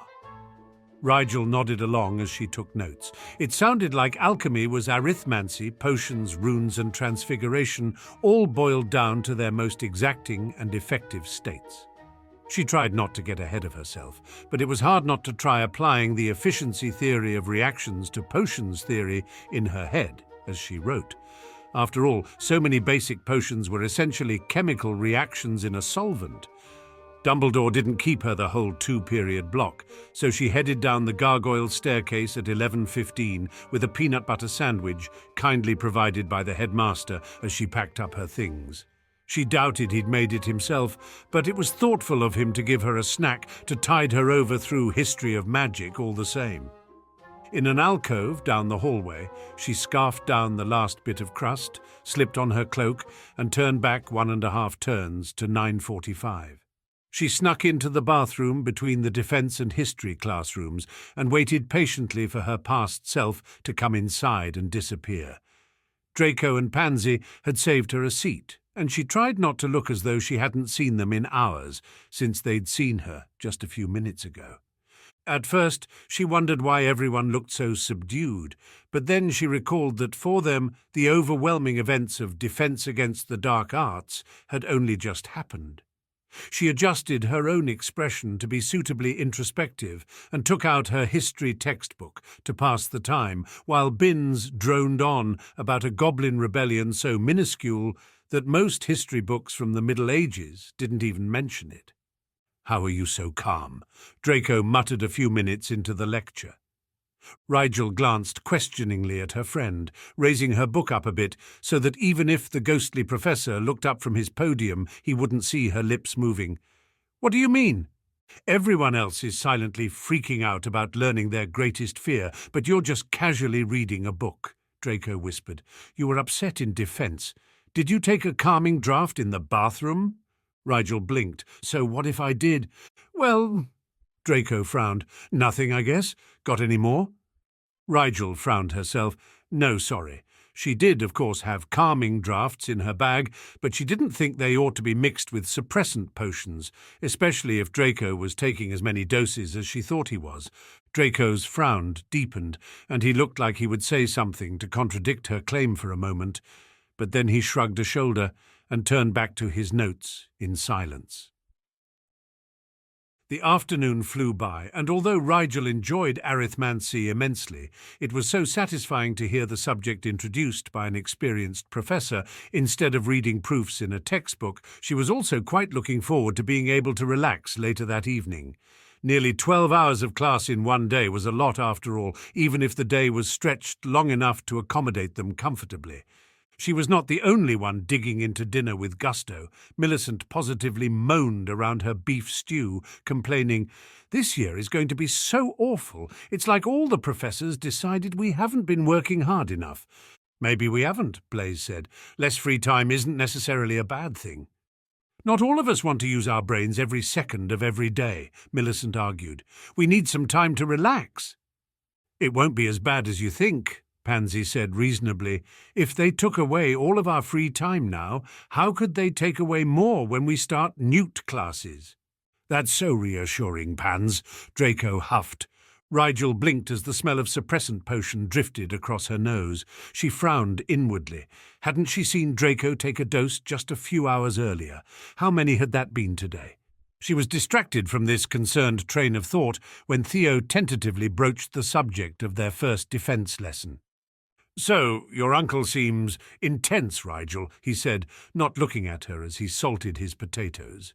"He's usually very even-keeled," Rigel shrugged, "but I suppose he'd have to put on a strong front to win over student respect." And in immediate hindsight, she wondered if perhaps she shouldn't be undermining his effort to do so by saying such a thing out loud. With a mental wince, she attempted a quick retraction. "He's always taken learning very serious, though, now that I think on it. I'm sure he's in earnest about imparting something useful." She tried not to think the silent "while he can" that went through her head when she remembered the curse on the position. If anyone could beat such a curse, it was Remus. "Did he tutor you when you were younger?" Pansy asked curiously. Rigel considered the question carefully. "He did give me a lot of his old potions notes when I first started studying the subject, and he's always there to answer any questions I have. Harry and I didn't have formal tutoring, though, unless you could the basic reading, writing, and figuring Aunt Lily taught us." Her friends seemed surprised to hear this. She knew they'd all had specific tutors as children in history, basic spellcasting, rudimentary herbal lore, and so on. She also thought they knew she hadn't, but perhaps they'd forgotten she wasn't a typical pureblood. Not a pureblood at all, the voice that she'd had more trouble than usual keeping quiet since encountering the boggart whispered. She shook her head and clenched her jaw with renewed determination. She wasn't going to let such petty fears prey on her reality. If her friends noticed she was a bit more conversationally engaged than usual that night, they didn't comment on it, and Rigel refused to admit that she was compensating for her feelings of guilt and displacement. After dinner, no one seemed to feel much like studying, so they settled into a cluster of low-backed chairs in the common room and just relaxed, conversing as they worked on a personal project or participated in a card game, as was their pleasure. Rigel was halfway through a chapter on muscular dystrophy in one of Archie's healing textbooks when it was plucked from her hands by a very indolent-expressioned Alden Rosier. "Healing?" he asked, casually removing Draco's book bag from the seat beside Rigel and flopping down in its place between the two third years. The look he earned from Draco was annoyed, but also unusually edgy, even given his previously expressed dislike of Rosier. "Did you get into the owl class then?" "Not especially," Rigel said with carefully doled casualness. "I have lessons with Madame Pumphrey in my free time sometimes, but mostly I'll be studying on my own still." "What classes are you taking then?" the golden-eyed boy asked. Wordlessly, Rigel swapped her official schedule for the healing book, proceeding to ignore Rosier in favour of reading while he perused it. "You dropped potions?" the upperclassman asked, plucking the book from her fingers once more, or at least he attempted to. She'd tightened her fingers on the pages and tugged it back toward her with a miffed sort of scowl. "I'm taking it as independent study this year," Rigel said. "Professor Snape was kind enough to create a syllabus more tailored to my interests." "To your abilities, you mean?" Rosier said, a knowing grin on his face. "Congratulations, Rigel. Professor Snape doesn't excuse just anyone from classes. Your studies must really be progressing."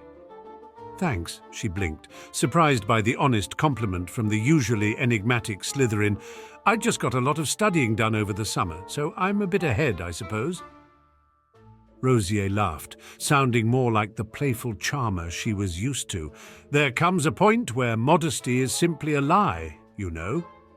"Does Rigel strike you as someone adverse to telling lies, Rosier?" Draco asked rather pointedly. The upperclassman turned to look at Draco with a gleam in his eyes that could only mean trouble. "Does he strike you as someone who needs you to defend him, Malfoy?" Rigel, flustered and a bit annoyed at her two friends, tried to change the subject. "Where's Rookwood?" "Edmund?" Rosier turned back to Rigel almost reluctantly. "Moping, I suppose. He's ever so depressing with Alice out in the wide world." "They have a strong bond," Rigel said neutrally. "I'm sure anyone would feel the same." "Yes, attachments do seem to complicate life, don't they?" Rosier said absently. "Not altogether a bad thing, of course." "When the attachment goes both ways, at least," Draco drawled. "One-sided obsession gets rather tiresome, though, doesn't it?" Rosier's head turned back to Draco with an eagerness that spoke of someone looking for an argument. "With too much time, perhaps, but you must admit it's better than the milky, pathetic feeling of ambivalent attentions such as, 'I think you boys have had enough polite conversation for one night, don't you?'" Pansy rose abruptly and held out her hand to Rosier, who rose and bowed over it almost automatically. "I'd like a quick stroll before turning in, if you wouldn't mind obliging me. I feel we haven't caught up properly in ages, Alden." Rosier took Pansy's hand on his arm with a subservient, if ironic, tilt to his head. "I am ever at your service, Pansy. Good evening," he added with a smile to the rest of them as Pansy drew him toward the common room entrance. Draco blew out a slow breath, then stood. "I'm tired," he said, packing up his things. "See you all in the morning." Rigel stood as well, tucking her healing book under her arm. With a quick good night to everyone, she hurried after her disgruntled friend, wondering what had prompted him to be so openly hostile with so little provocation. Draco was at his trunk when she walked in a few seconds behind him, and from the slightly guilty expression on his face, she presumed he'd been about to take another suppressant potion. She narrowed her eyes. One at dinner and one before bed? He shouldn't need that many doses a day, surely.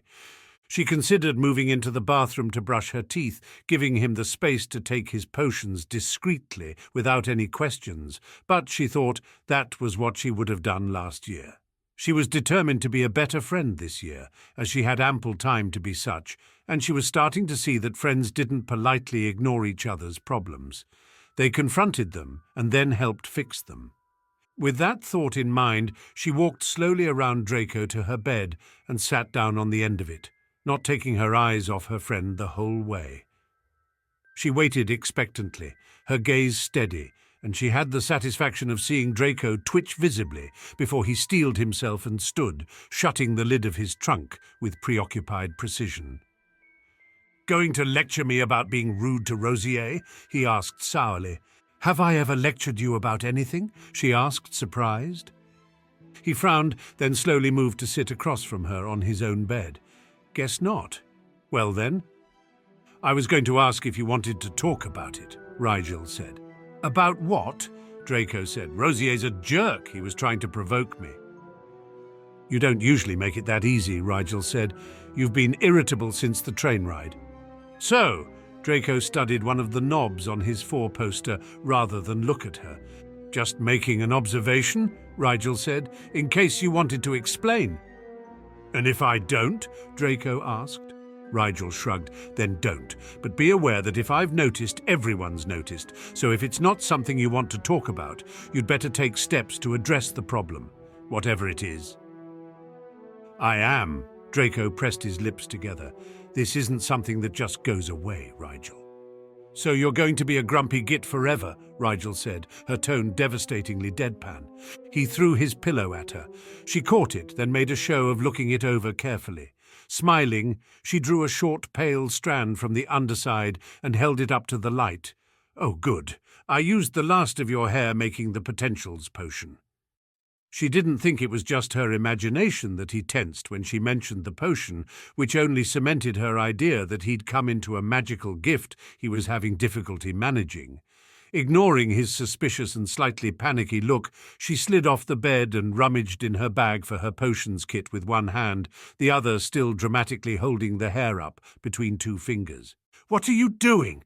Draco said, his voice incredulous. Rigel blinked exaggeratedly at him. "Cataloguing this for safekeeping. You never know when you might need to polyjuice into the scion of a powerful pureblood family after all. I bet I could get a pretty penny for it on the black market, in fact."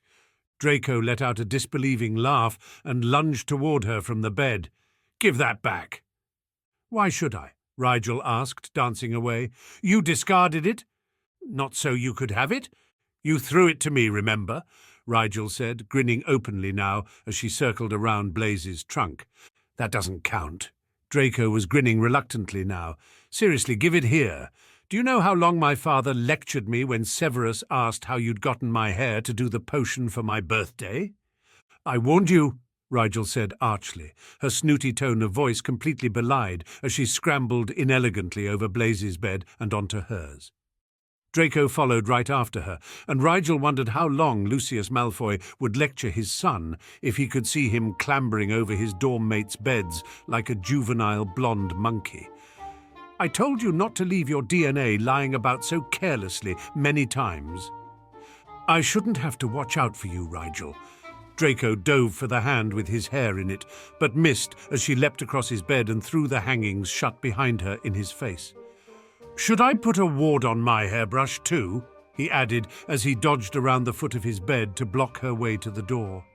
She skidded to a halt and tried to change directions, but she only managed to trip on one of Theo's shoes and land with a complete lack of dignity on the floor instead. Draco leaned down and trapped her wrist between his palms with an expression that was much more entertained and much less defensive and crabby than it had been a few minutes before. "Let it go," he said, smirking. She sighed with false regret and let the hair slip through her fingers. "You win this round, but I'll get one soon enough, Draco. You shed like a dog." "I what?" he positively yelped in indignation, and Rigel couldn't help the laugh that escaped her. Draco rolled his eyes and turned around to flop down onto his bed covers. "You're a complete child." "Yes," Rigel said solemnly, reclaiming her own bed as well. "I wish I could be as mature as you, Draco, but I just don't have the aplomb to jump so coolly across mattresses like that. If only your mother could see you now." "You will never mention this incident to anyone, or I'll find one of your hairs and polyjuice as you for revenge," Draco warned, chuckling. Rigel sat up straight, abruptly alarmed. "You wouldn't do that, would you, Draco?" "What?" Draco laughed a bit before catching the serious and, she realized belatedly, too wary expression on her face. "No, why would I?" Rigel thought quickly and affected a downturned expression of worry. "My Uncle James has told me all sorts of awful stories about people who use polyjuice for ill ends, and they almost always meet a sticky end. It's such an unreliable brew. You can never be sure it's made correctly, and won't turn you into some kind of creature-human hybrid for the rest of your life." She was purely exaggerating now, but Draco didn't have to know that. "Merlin, really?" Draco shuddered. "Who'd want to be someone else anyway? I mean, I'm perfect the way I am. You'd be a huge step down, Rigel." She laughed because she knew he was making a joke, but her insides felt strangely hollow. Of course, Draco would never imagine a life as someone else. After a moment, she decided this was a good thing, not something to resent him for. Better that Draco never feel the ache that came from knowing that your destiny was choked by chains not of your own forging. The rest of the week flew by, an incandescent whirl of new classes and old friends, and more free time than she'd ever had in her life. The only spectre casting a shadow over those days was one Marcus Flint, absentee Quidditch captain and coma patient extraordinaire.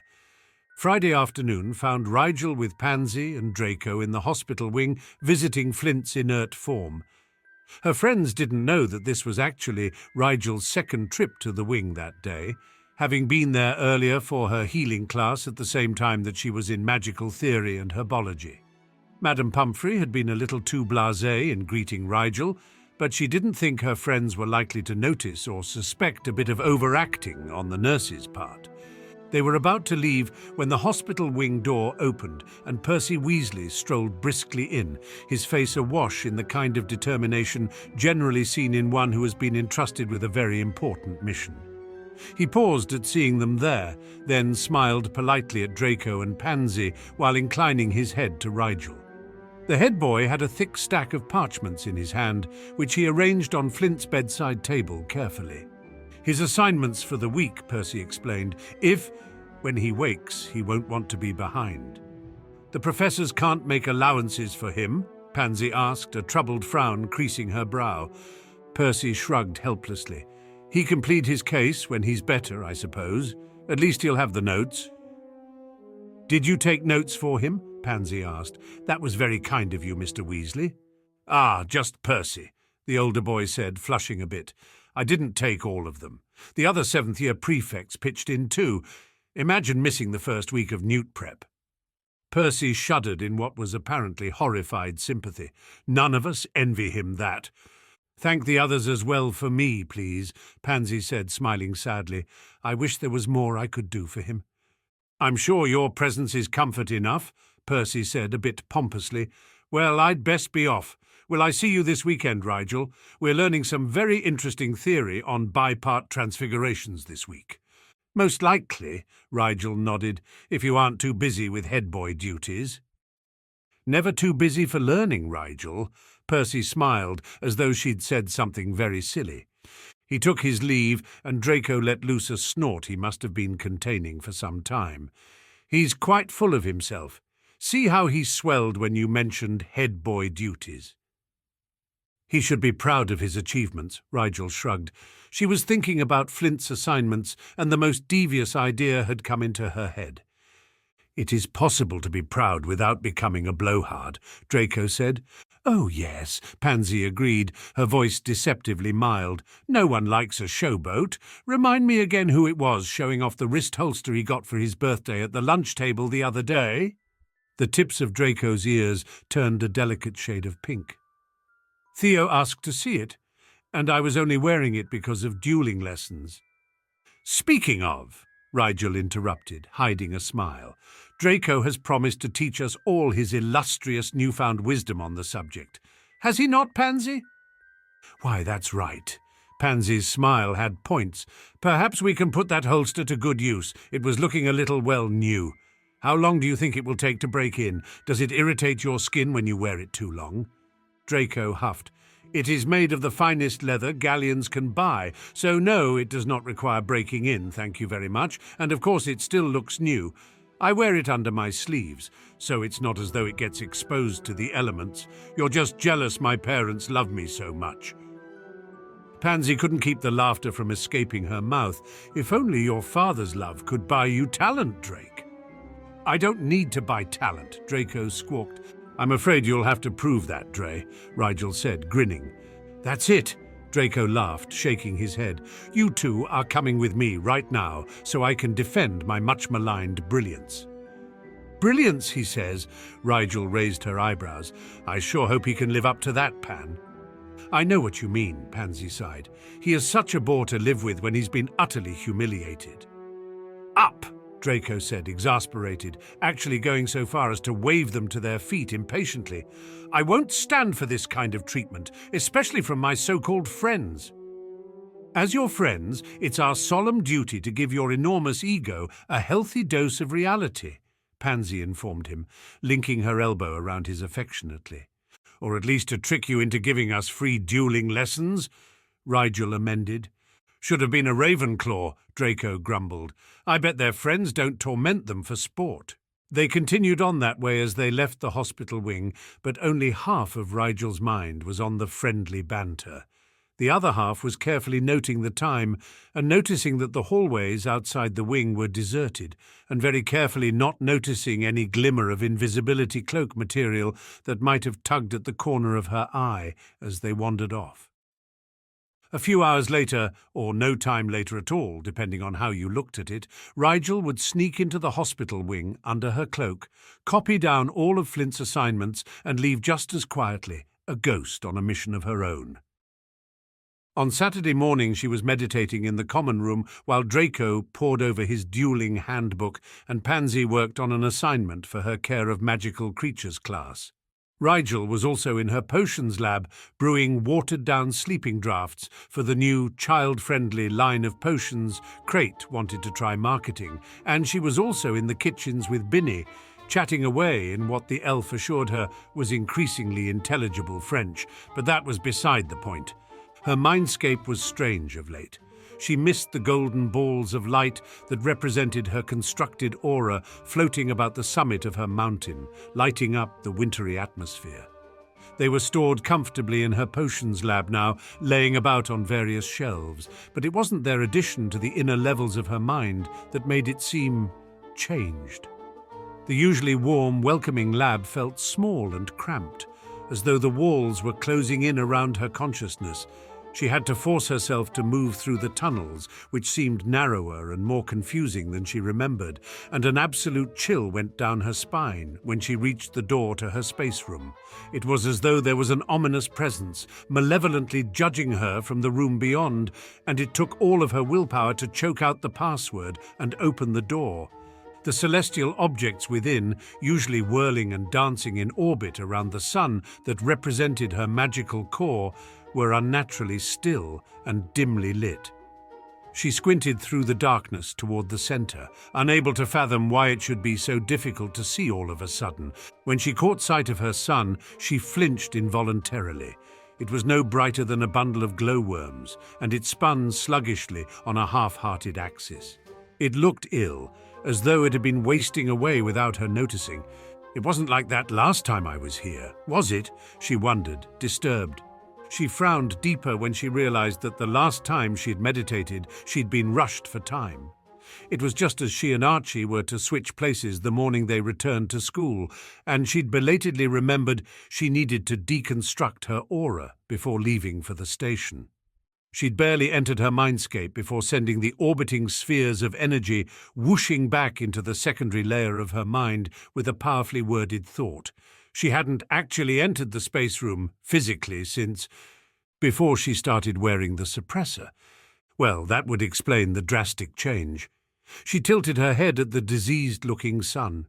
Was it a problem? It didn't look healthy, but there wasn't actually anything wrong with her magic. Quite the opposite. She had no trouble at all wielding spells appropriate to her age group, and she was even learning spells at a normal rate now, taking most of class to figure out how to cast a new spell instead of freakishly performing them instantly the way she had before.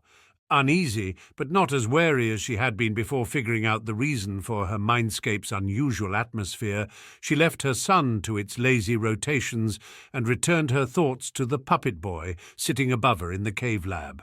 She had run into a wall with its development last year, but this year she was determined to improve upon the design until it constituted a working line of defense.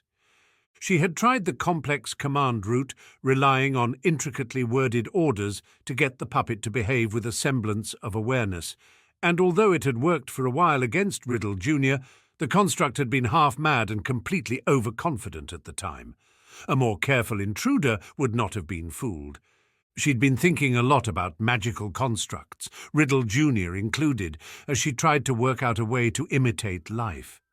What really got her thinking, however, was her little sister, Addie. A child's magical core started developing in the womb, provided its physical template was expressed in its genes, with the original DNA from the parents determining the shape of its development to some extent. The magical core didn't spontaneously create itself out of raw power.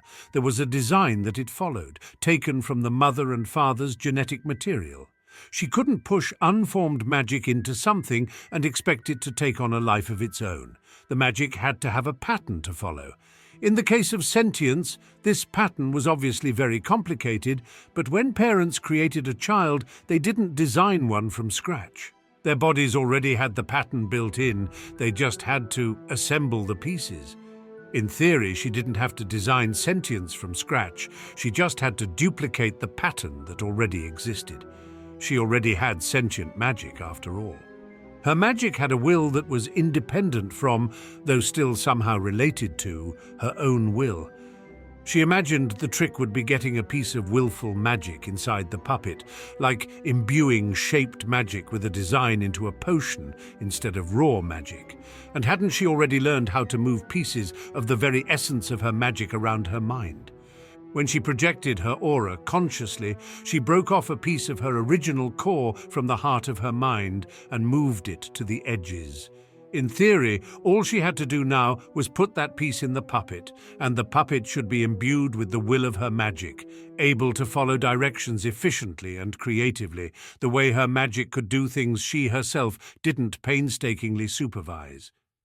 Satisfied that her theory was sound, and wondering why no one had bothered to write this kind of thing down in a book for people, she reached toward her son and pulled coaxingly at it, asking for a handful of magic.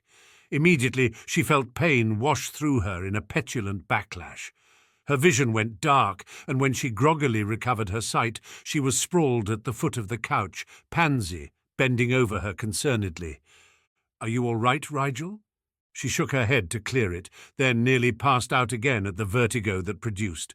She sat up shakily, stifling a groan at the painful ache in her gut. Pressing a hand to her stomach, she hefted herself back onto the couch. "I'm fine," she said slowly, trying to work out what just happened. "I tried to do something that didn't work. Must have been knocked out of my trance improperly." "Are you messing around with dangerous occlumency techniques?" Draco asked, sounding annoyed. "You could make yourself brain-dead doing that." "It was something I've tried before," Rigel said, shaking her head. "I don't know exactly what went wrong, but I won't try it again until I figure it out." She thought she might have an idea, actually. The resistance she'd felt before the pain meant that something was preventing her from taking the magic from her core. Best guess, the suppressor ring. It must have blocked her access to such a large portion of her magic that there wasn't enough left to remove a piece without damaging the integrity of the core. Maybe. She supposed next time she tried, she could use the piece she'd already broken away from her magical core, the one she used to mimic her core when she projected her aura. It was sitting on a shelf in her mental lab with all the other duplicate orbs. Then again, she ought to save that piece for the next time she needed to project her aura, shouldn't she? To distract herself from the headache that was forming, she glanced at what her friends were up to. "How's the schoolwork going?" she asked, stretching the kink in her neck out. "It's—" Pansy hesitated, then sighed. "It doesn't make a lot of sense, actually. Professor Pettigrew's assignments are a little vague." "The man's a mouse," Draco said dismissively. "He cringes at everything. How could he possibly manage a class full of students and a bunch of magical creatures at once?" "He's quite good with the creatures, actually," Pansy said, frowning. "It's uncanny how well they take to him. In that aspect, he's very gifted, But as an instructor, he doesn't seem very knowledgeable. I mean, everything he's told us about the creatures we're studying has been taken directly from our textbook. And when someone asks a question, he sometimes assigns it as homework instead of answering it. Maybe he's trying to make you learn to help yourselves, Rigel suggested. Maybe, Pansy said, looking unconvinced. Except when he grades our assignments, he doesn't really correct anything, just checks it for completion. I suppose it's still just the first month, so maybe he's keeping it simple for now, but learning everything from books seems like a waste of a class. You get to see the creatures up close, though, Rigel said, trying to cheer Pansy up. She was pretty sure it was too late to switch classes until next year. That's true, Pansy said, tilting her head, considering. It is making me a better researcher. Even though the teacher doesn't even check your facts, Draco shook his head. I bet most people make up their answers. You should include something blatantly wrong next time, just to see if he's even reading them. Pansy laughed. Then how would I pass my owl in a few years? I'm pretty sure those examiners do check your answers. The head examiner owes me a favour, Rigel said casually. I could put in a good word. Draco and Pansy both stared at her. Joke, Rigel said, blinking. Who are you? Draco laughed. Rigel Black doesn't joke about life debts. I'm an imposter, Rigel said, as deadpan as she could. I've hidden the real Rigel Black in a closet and taken over his life. And how is that going so far? Pansy asked wryly. It's not as fun as I thought it would be, Rigel said mournfully. Rigel apparently just studies all the time, and his friends are kind of boring. Boring? Draco raised an eyebrow. Is that a challenge, imposter Rigel? I prefer Rigel II, she said archly, the new and improved version. What new features should we expect? Pansy asked, a smile around her eyes. Less reading, more relaxing, Rigel said, lounging backwards on the couch with pronounced indolence. And this whole self-study potions thing? I'm thinking not. They both laughed incredulously. I'd like to see Snape's face when you tell him that, Draco said between laughs. I think I could keep him off my trail at least until Christmas, she said, grinning a bit now. Now you're just deluding yourself, Pansy said. No one could pull the wool over Professor Snape's eyes for more than a month at the absolute most. Rigel allowed that this was probably the case, but inside she felt rather cynical. Snape wasn't nearly as infallible as her housemates thought. Adults rarely were in her experience. They made a good show of omnipotence, but Rigel had learned at a young age that even people who were good at seeing deception when they looked for it simply didn't look for it most of the time. When they were looking for deception, their own imagination often got in the way of objectivity, so all one had to do was reveal a truth that matched with what they expected the truth to be. Tell people what they want to hear was the first and most important rule of getting away with things, in her experience. She remembered a time when Lily had caught her sneaking upstairs to her room in the middle of the night. She wasn't being as quiet as she had been sneaking downstairs to her mother's potions lab. And Lily, who had apparently got up to use the bathroom, heard her soft ow of surprise as she stubbed her toe on the top stair. Her mother's forbidding expression was still mildly alarming to her at that age, and she knew if Lily found out she'd been brewing without asking again, she'd be in big trouble, so she blurted, "I only had one," with as much childish petulance as she could muster. "One what?" Lily had asked, managing to look every inch a stern matriarch, even with her hair sleep-mussed and her bathrobe on inside out. "Nothing," she mumbled, looking away as though she were hiding something. She clasped her hands behind her back as well, in a belated effort to hide the bandage on her little finger, the souvenir of a clumsy knife stroke. Harriet. Lily only used her full name when she wanted answers. She affected the most adorably guilt-filled expression she could come up with, widening her eyes and pinching her brows together the way she'd seen Archie do when he accidentally broke his mother's favourite teacup. "I was hungry," she said sadly, sniffing a bit for effect, "but I didn't want any vegetables." She could see the moment when her mother's imagination seized on the most likely explanation and ran with it. "Did you break into the biscuit tin again? You know you're not allowed sweets between meals, Harry." She silently resented the again comment, as it had been Archie who broke into the biscuit tin last time, but she lowered her face to the ground as if ashamed, hoping the angle would hide her annoyance. She heard Lily sigh, and when she felt arms wrap around her shoulders, she relaxed into them, biting her lip on a triumphant smile. "Next time you get hungry at night, try a glass of milk, okay?" Lily said, stroking her long hair gently. "It's not good for your stomach to digest things while you sleep." "Uncle Remus says it'll give you weird dreams," she said into Lily's hip. "If I have a nightmare, can I come sleep with you and Dad?"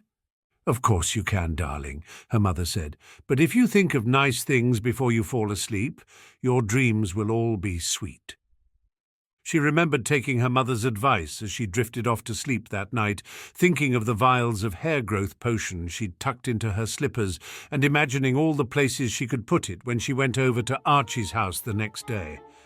Looking back, Rigel wondered if she'd been born with a natural tendency to shrug off authority, or if it had come from having Sirius and James for examples of adult behavior.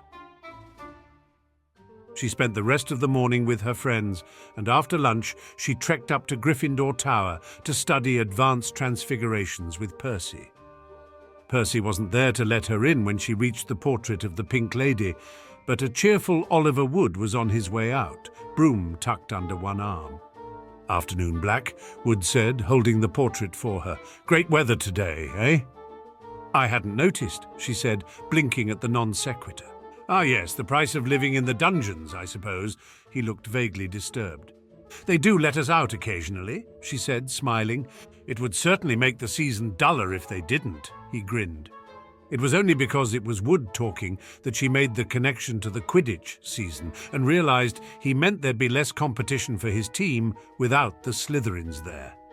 Thanking him for the roundabout compliment, she watched bemusedly as he took off down the hallway with a whistle.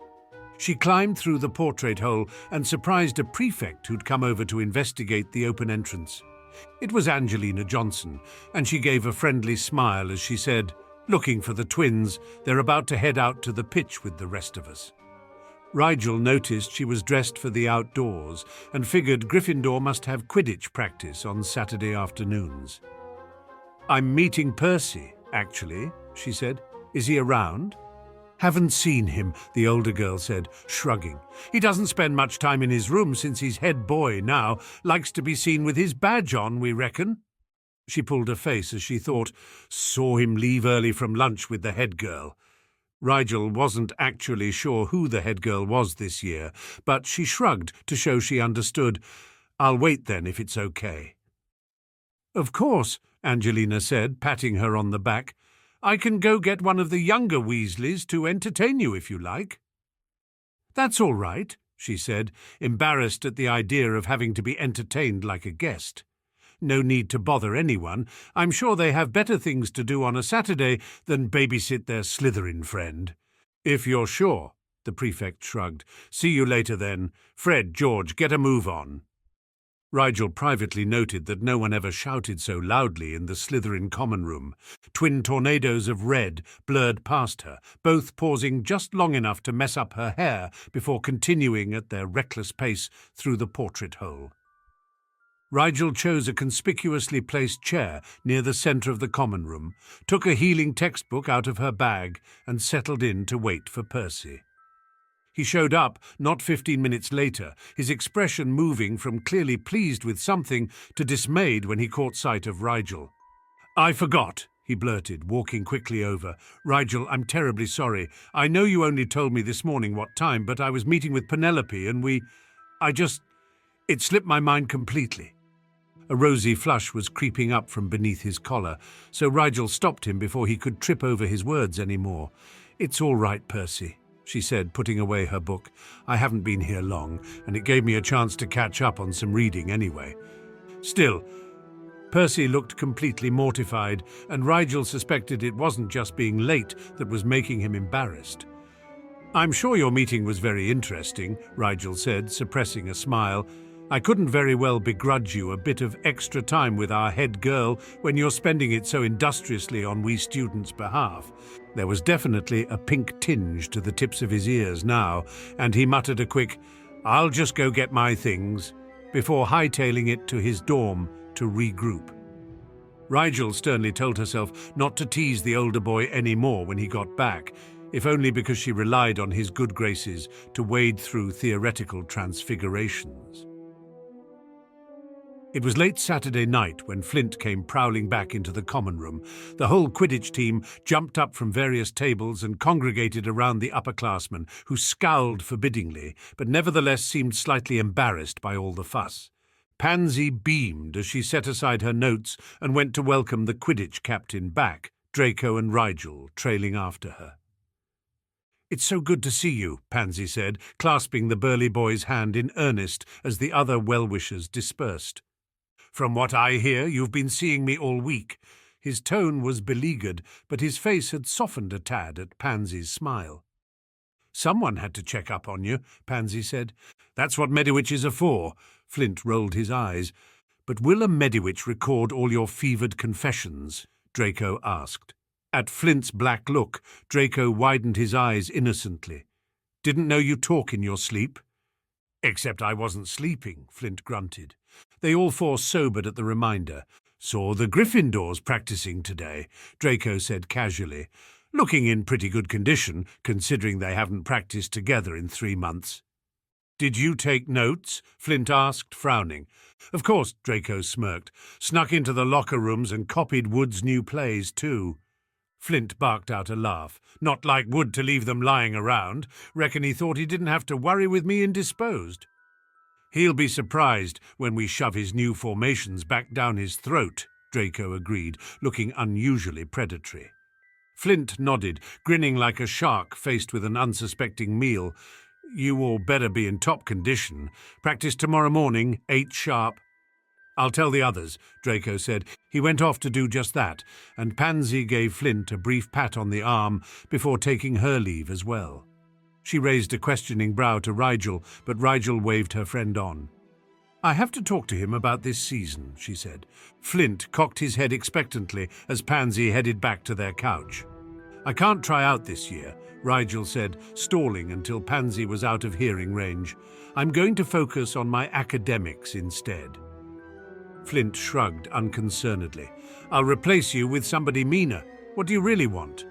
Rigel glanced around them casually, then said, "Expect an owl at breakfast tomorrow." "The summer work? Good," Flint said.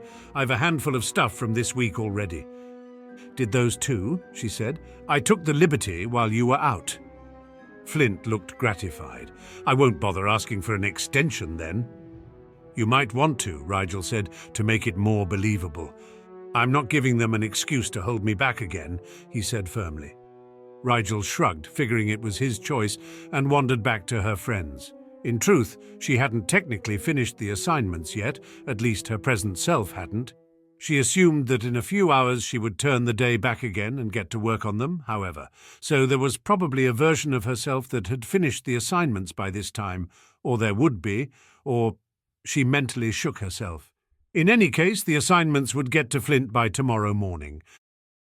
On Tuesday morning, she received a mysterious note at breakfast with "Everlasting Gobstoppers" written on it, so she dutifully tucked it away until later, or earlier, depending on which version of herself she was thinking about, when she made the journey up to the headmaster's office for her alchemy lesson. She had made good headway in her textbook, but instead of jumping right into the theory when she sat down, Dumbledore brought out a familiar-looking device. It was a long crystal cylinder with a metal ball attached to one end. Because alchemy reactions require a very exact calculation of all input materials, including magic, it is necessary to calculate the rate of one's magical output before attempting any reactions, Dumbledore explained cheerfully. "This device will measure your average rate of magic expenditure. The results are relayed as a color on the light spectrum, then converted via conventional charts to a relative expression of energy over time that alchemists call a person's magic constant. This constant will be used in equations to calculate the amount of time a specific witch or wizard needs to feed magic into a reaction in order to reach the required amount of power. Questions? How accurate is an average rate as far as consistency? Rigel asked. Will the average rate fluctuate day to day or change as a person ages? Generally, a wizard's core is stable once it fully matures, Dumbledore explained. A stable core will have a near constant rate of unconscious expenditure. With training, one can learn how to alter the rate at which one spends magic, either slowing it down or speeding it up, but directly affecting the speed at which your core produces and emits magic is extremely challenging, even for wizards with excellent control. At times, illness or pregnancy can disrupt the flow of magic from a person's core, but the symptoms would be obvious enough to account for in those cases. Rigel nodded in understanding, then held her hand out to the device. Dumbledore added, "It's much like conscious imbuing," to which she smiled in thanks as though she hadn't known that already. It was both similar to last time she'd done this, and very different. The process was the same, but instead of feeling like she was tipping over a bucket of water, it felt like she was pouring it from a bottle with a much smaller neck, or perhaps like letting water from a hose. Only so much could flow out at once, and it did so at a very constant rate, as Dumbledore had said. It didn't take long before she was tired, however, and the headmaster told her to stop. The metal ball was a bright green colour, like grass that had only recently grown in. Dumbledore seemed to be eyeing her curiously, but he said nothing as he pulled out a chart and began comparing the shades depicted to the shade of the device. Eventually, he settled on the colour green he thought the closest. Rigel was amazed to see how many slightly different shades of green alone were represented in the charts. Dumbledore asked her to copy down the figures listed next to her shade, and Rigel did so carefully. "Your constant is 4.2, Dumbledore said. Every time you see this symbol," he wrote down what looked like a capital S with an extra curl at the end, "you plug in your constant and multiply it by whatever the equation's constant. The number that indicates how much magic is necessary for a reaction is..." Rigel nodded, noting that the magic constants seemed to run from 1 to 8 and be inversely proportionate to the colour scale, assuming red was low and violet was high. So less powerful shades had higher constants, presumably because it would require them to imbue for a longer amount of time in order to produce the same amount of magic as someone with a more powerful flow. As cores increase in power, the speed of magical output increases by a constant amount, she asked, double-checking the relationship between colours and constants on the chart. "Precisely," Dumbledore said, beaming at her. "This principle was first discovered by the sage Havadan in the middle of the 2nd century. He went on to explain how the modern system of colour-based magical evaluation had been rooted in the ancient use of crystals as channeling devices back before wand lore had developed into a powerful branch of magic in its own right. Rigel listened with rapt attention. It seemed Dumbledore was always teaching her things she'd never heard anywhere else, and she took a moment to send a heartfelt, if silent, thanks to Professor Snape for recommending her for this class before scrambling to take notes. By Wednesday afternoon, Rigel was beginning to feel that she had settled into a strange sort of time-twisted routine. She supposed the sense of contentment should have warned her that something was about to go wrong. She was on her way to the library when Percy Weasley caught up with her in the hall. "Rigel," the older boy uncharacteristically placed a hand on her arm to anchor her attention as he pulled her aside. "Hi, Percy," Rigel said. After looking up at him, she frowned. "What's wrong?" The prefect's face was drawn tight with tension, and his voice had none of its usual pomp as he said, "I need to talk to you. Are you busy now?"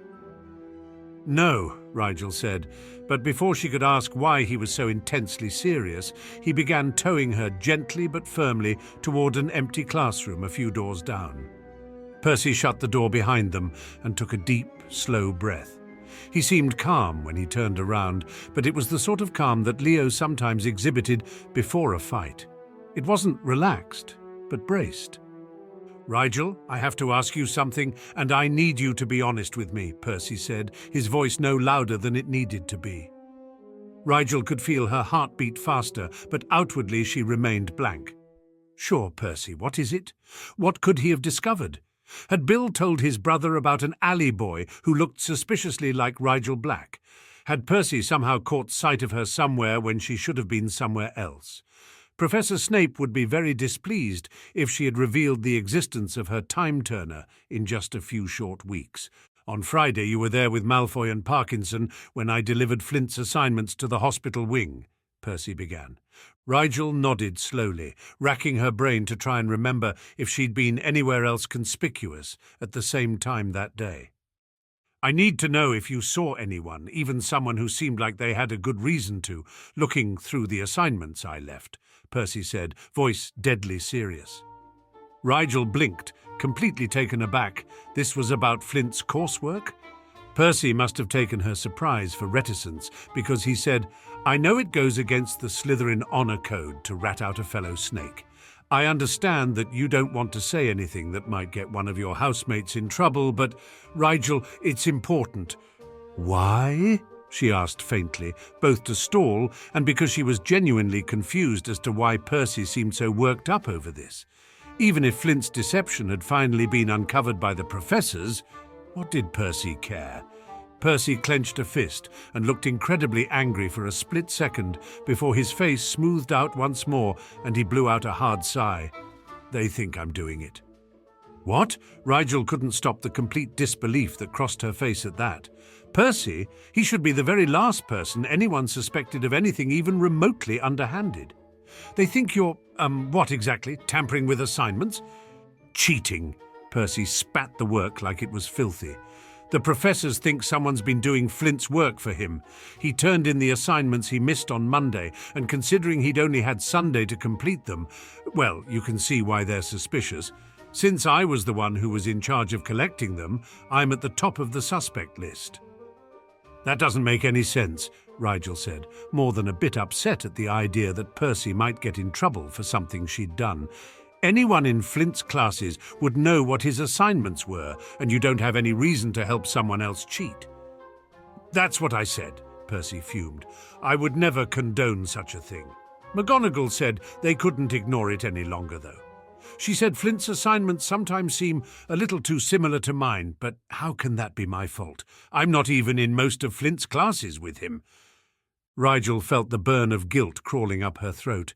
"They can't do anything. I mean, you won't really be in trouble without some kind of proof, right?" "I don't know," Percy said grimly. "If they take it to the school board and they decide to launch an official inquiry, well, even if I'm cleared, that kind of blemish stays on a person's record. I have to clear my name, Rigel. Please, if you know anything." Rigel trailed off. She wished, not unironically, that she had more time to make this decision. What should she do? If she told Percy she was the one doing the assignments, she and Flint would probably both be expelled. Flint would no longer be obligated to keep her secret, as the oath would be broken on her end. Flint might go to the authorities and have her arrested for blood impersonation in revenge. Archie could get dragged into it too, and their parents would, of course, fall under suspicion as well. "No one's going to hire a barrister they think is dishonest," Percy pressed. She hated that his blatant guilt trip was working so effectively. She did have a responsibility to fix this. Should she confess? Was there another way to solve the problem? She hated making decisions under pressure, but Percy would only become more suspicious the longer she waited. It was almost unbelievable that he didn't already suspect her, since she was the one he'd been sharing his understanding of transfigurations with.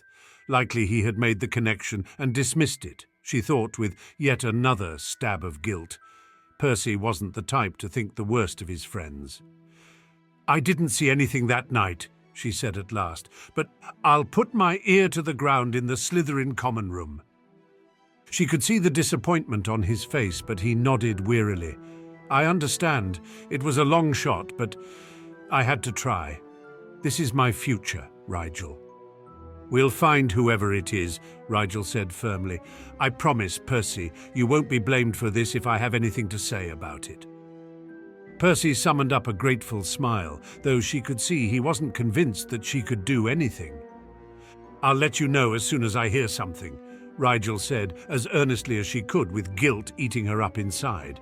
She had to fix this, but she didn't know how, yet. How long do you think the professors will wait before doing something?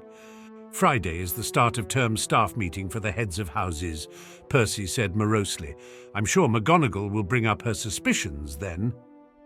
3 days is plenty of time to find the real culprit, Rigel said, more to reassure herself than Percy at this point. We'll fix this. You'll see. I hope you're right, Percy said. Me too, she thought, with no small amount of panic. That evening, Rigel was walking through the dungeons toward the Slytherin common room when someone stepped out of the shadows of an alcove and into her path. She hopped backwards defensively on instinct, putting a few feet between them, but relaxed when she recognized Flint's unhappy expression. We have a problem, the seventh year began. I know, Rigel said, quiet but firm. I already have a solution. She had spent an afternoon of time-folded hours since she ran into Percy, going through plan after plan for how she was going to deal with this disaster. She was still fine-tuning the details, but she thought the course of action she'd decided on was going to work. Do tell, Flint drawled, one eyebrow raised in scornful disbelief. Wait! He pulled out a wand and cast a muffling charm around them. Damn corridors echo. Rigel nodded in thanks. They began, the only way to clear Percy's name is to... What? Percy Weasley? What's he got to... Flint trailed off into dark chuckles. Oh, that's rich. You didn't know the professors suspect him of doing your assignments? Rigel asked, confused. Then what did you think the problem was? Flint stopped laughing and scowled. McGonagall cornered me after breakfast, said she knows I haven't been doing my assignments, and knows who had been too. I honestly thought she might have figured it out. He gave another short laugh. If they think it's Weasley, they're just grasping at straws. Well, either way, we still have to do something about it, Rigel said, shaking her head to get back on track. No, we don't, Flint snorted. Let them think it's Weasley, because it's not. They'll never get proof, and it'll go away. Not before it ruins Percy's good name, Rigel protested. I can't let someone else get in trouble for what I did. I can, Flint said, starting to turn away. Rigel darted forward and caught his arm. Flint, we are going to fix this. Flint's expression was positively menacing as he turned his gaze slowly toward her hand on his arm. She released him, trying not to gulp, but kept her expression stubborn. If we confess, not only will we both be kicked out, Flint growled, but your prettily worded oath of silence will no longer be enforceable. Are you ready to go to prison for your precious Weasley, Rigel? He said her name tauntingly, but she only gritted her teeth before lifting her chin and saying, That outcome presumes quite a bit. It assumes you would turn me in after everything. I would, and that I'm even talking about implicating us in the first place, Rigel finished, flashing her eyes in aggravation. Just listen for a second, will you? Flint adopted an incredibly insolent expression that Rigel was sure drove his professors up the wall, but he did fold his arms expectantly. There's a way to clear Percy's name and protect ourselves and avoid throwing anyone else into suspicion, she added when he looked ready to interject. All we have to do is show the professors they're wrong about you cheating in the first place. But they're not wrong, Flint said, rolling his eyes. They'll never believe it. They'll have to, when they see it for themselves, Rigel said, smiling slyly. First of all, they won't believe I've been doing my own assignments just because I start doing them now where they can see, Flint said. And second, the point of this is that I don't do my own assignments. You won't have to, Rigel said, still smiling a bit. It really was a brilliant plan. The professors are going to decide what to do about this situation on Friday evening. So Friday in your Transfiguration class, you have to prove to McGonagall that you were the one doing all those assignments. I'll get a hold of the assignment she's going to give out that day, complete it, then give it to you before class. You pretend like you're working on it during class, then hand it in when the bell rings. When McGonagall reads it, she'll have no choice but to think you are capable of working incredibly fast and accurately, thus supporting the idea that you completed a week's worth of makeup assignments on Sunday afternoon alone. Flint mulled this over for a moment. It'll be in the writing style my other assignments were too, since you'll be the one completing the assignment. It might stretch the imagination that I could finish an assignment in the last 15 minutes of class, but that's the point, isn't it? Rigel nodded. She had been relying on McGonagall's practice of giving the students free time at the end of class to ask questions and work on individual projects and assignments, being the same for the upper years as it was for Rigel's class. Relieved that this was the case, Rigel tilted her head. So, will you do it? It will get McGonagall and the other professors off your back for good, if it works.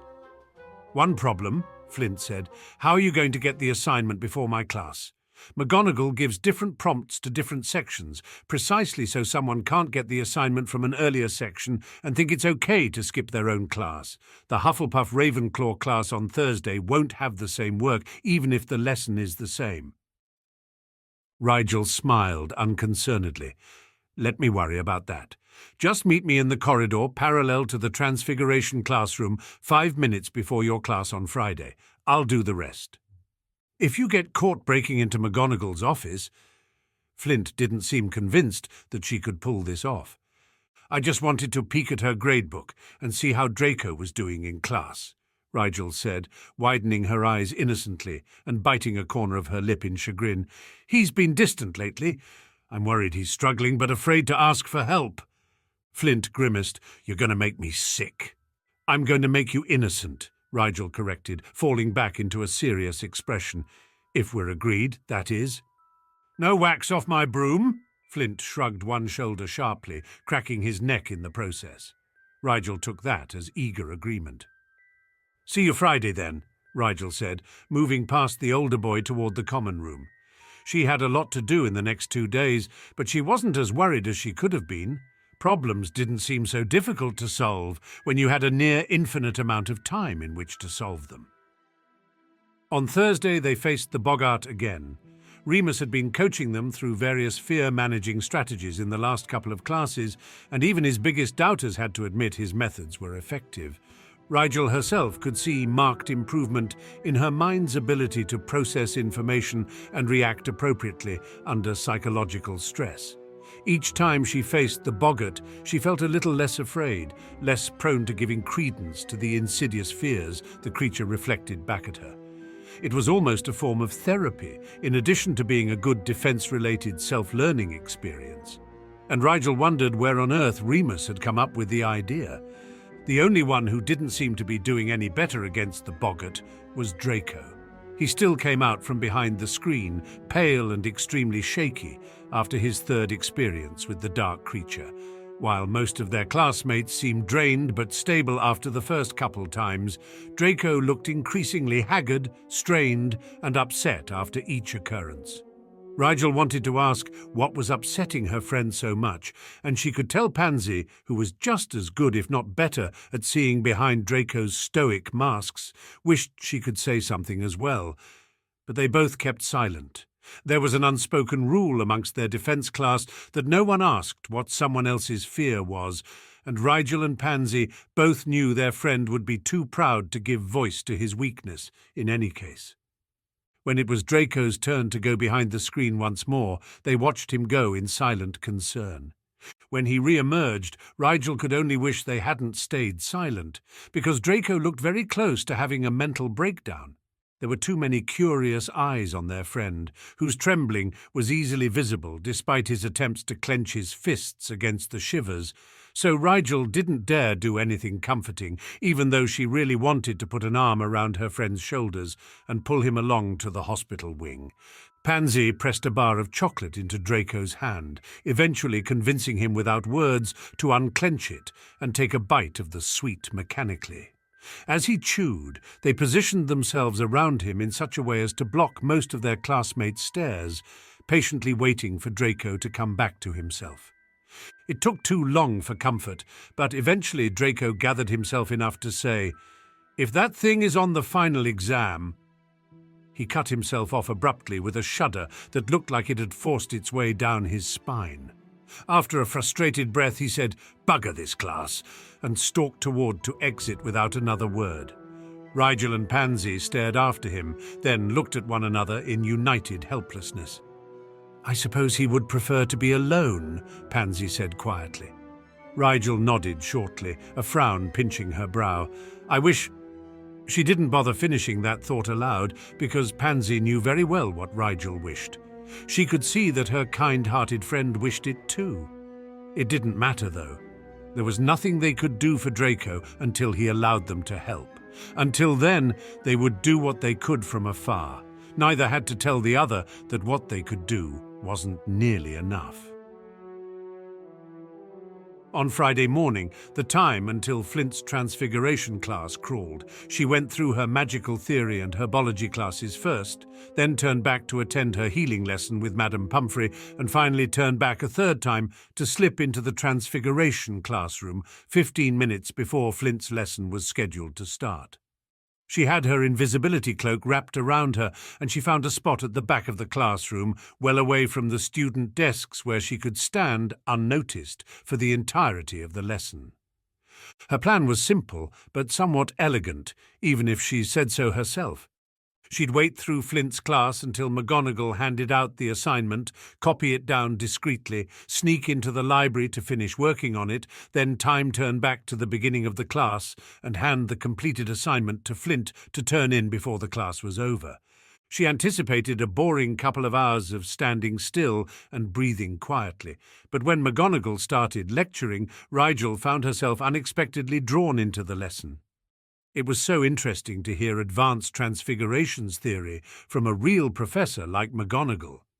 Percy's second-hand explanations were sometimes hard to follow, and he didn't exactly have a way with words. The actual lecture was fascinating, and the examples McGonagall used to illustrate her point were incredibly detailed. She hadn't realized how much Percy was leaving out of their study sessions. Had he been dumbing it down for her? She grumbled a bit internally, but then decided she couldn't be too offended. She had been only a first year when he started tutoring her. Seeing the actual transfiguration performed was exciting too, she discovered. Most of the time Percy was reluctant to practice magic outside of class, and so Rigel never got to see the magic she was researching. By the end of the lesson, Rigel found she had a much better grasp of the topic than she usually did with Newt-level transfigurations. Maybe I should sneak into 7th-year classes more often, she thought with a small amount of humour. That amusement vanished when she caught Percy giving Flint a cold state from across the classroom as McGonagall went around to monitor the students' attempts to duplicate the practical portion of the lesson. Rigel sobered at the reminder of why she was there in the first place and guiltily tried not to enjoy the rest of the lesson too much. When McGonagall wrote out the assignment on the board, Rigel hurriedly copied it down onto a small piece of parchment she'd stuffed in her pocket. She tried not to pay too much attention to what Flint was doing in class, aware that she was skirting the line of how much people with time-turners were supposed to interact with their past selves. But she couldn't help but notice when the Slytherin Quidditch captain pulled out his wand and put it to a roll of parchment on his desk. He held it there for a good 10 minutes, moving it over the page as though casting a spell on the rolled-up scroll. Near the end of class, McGonagall got around to Flint's desk and looked down at him disapprovingly as he casually tucked the rolled-up scroll into his book bag. "And what are you working on, Mr. Flint?" she asked tersely. Flint shrugged insolently. "The assignment, Professor." At McGonagall's openly sceptical expression, Flint scowled as though offended and jerked his hand into his book bag once more, emerging with a scroll clenched in his fist. "In fact, you can have it now, Professor McGonagall," Flint sneered, dropping the scroll, which Rigel would bet anything was a different scroll from the one he'd been spelling, onto the desk in front of him. With several classmates, including Percy, curiously looking on, McGonagall picked up the scroll and opened it, then scanned it quickly. She narrowed her eyes, unrolled it further, then a little more, seeming more and more confused the further the scroll unrolled. "What is this, Mr. Flint?" she said at last, brandishing the scroll. "The assignment, Professor," Flint repeated slowly, as though talking to someone dim-witted. "You could not have written this so quickly," she said sharply. "I didn't write it," Flint said dismissively. "I dictated it mentally. It's faster than writing it out by hand." He was laying it on a bit thick, Rigel thought, but it probably suited Flint's personality to openly taunt a teacher in such a way. "What spell did you use?" McGonagall demanded. "The psychic transcription charm," Flint said. "It's not against the rules to transcribe one's homework, is it?" McGonagall looked fit to be tied as she managed a "Not yet, Mr. Flint," and stalked back to her desk. Rigel had time to see Percy's completely flummoxed expression before class was dismissed and the seventh years filed out of the classroom.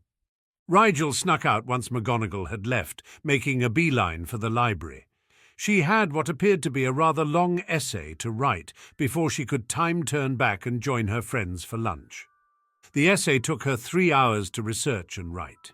It wasn't as difficult as Flint's transfiguration essays usually were, since the lecture McGonagall had unwittingly given her had been very informative, but she spent extra time making sure it was absolutely faultless. Feeling a bit mischievous, she even quoted McGonagall's exact words from one part of the lesson for good measure. Good luck disputing this, she thought, allowing a satisfied smile to slip onto her face, though no one could see it underneath the invisibility cloak. She turned back to 10 in the morning and waited for Flint in the corridor next to the transfiguration classroom. At exactly 5 minutes till 10, Flint strolled casually around the corner. Rigel handed him the rolled-up assignment, saying, "Don't forget the handwriting charm." Flint snorted, but took out his wand to perform the charm anyway. "This better work." "It will," she said, and her confidence wasn't even bravado. She'd seen it work after all. "This is long," he frowned, unrolling it to have a look. "She's never going to believe I physically wrote this in 10 minutes. Rigel paused, then said, "Pretend to use the psychic transcription charm." Flint raised an eyebrow. "How do you even know about that spell?" "I looked it up in the library this morning," she said. She firmly told herself that she would be time-turning back to earlier that morning yet again and looking up the charm technically before she told Flint about it temporally. That way it wouldn't be a lie, and she could stop feeling like she'd caused a time paradox accidentally. The whole situation was really starting to freak her out, and she was trying not to think about what would have happened if she didn't tell Flint to use the charm that she'd witnessed him pretending to use later. She barely suppressed a shudder. Flint narrowed his eyes at her. "And you're sure this is the topic she'll assign?" "Absolutely," Rigel said.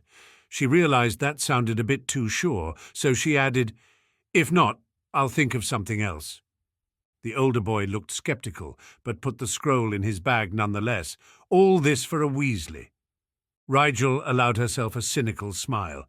"Don't kid yourself, Flint. I'm doing this for myself. If all I wanted to do was protect Percy, I'd turn the both of us in. Lucky for you, I'm completely selfish." She wondered silently whether she'd always been such a ruthless person, or if the more she sacrificed for her ambition, the harder she'd become.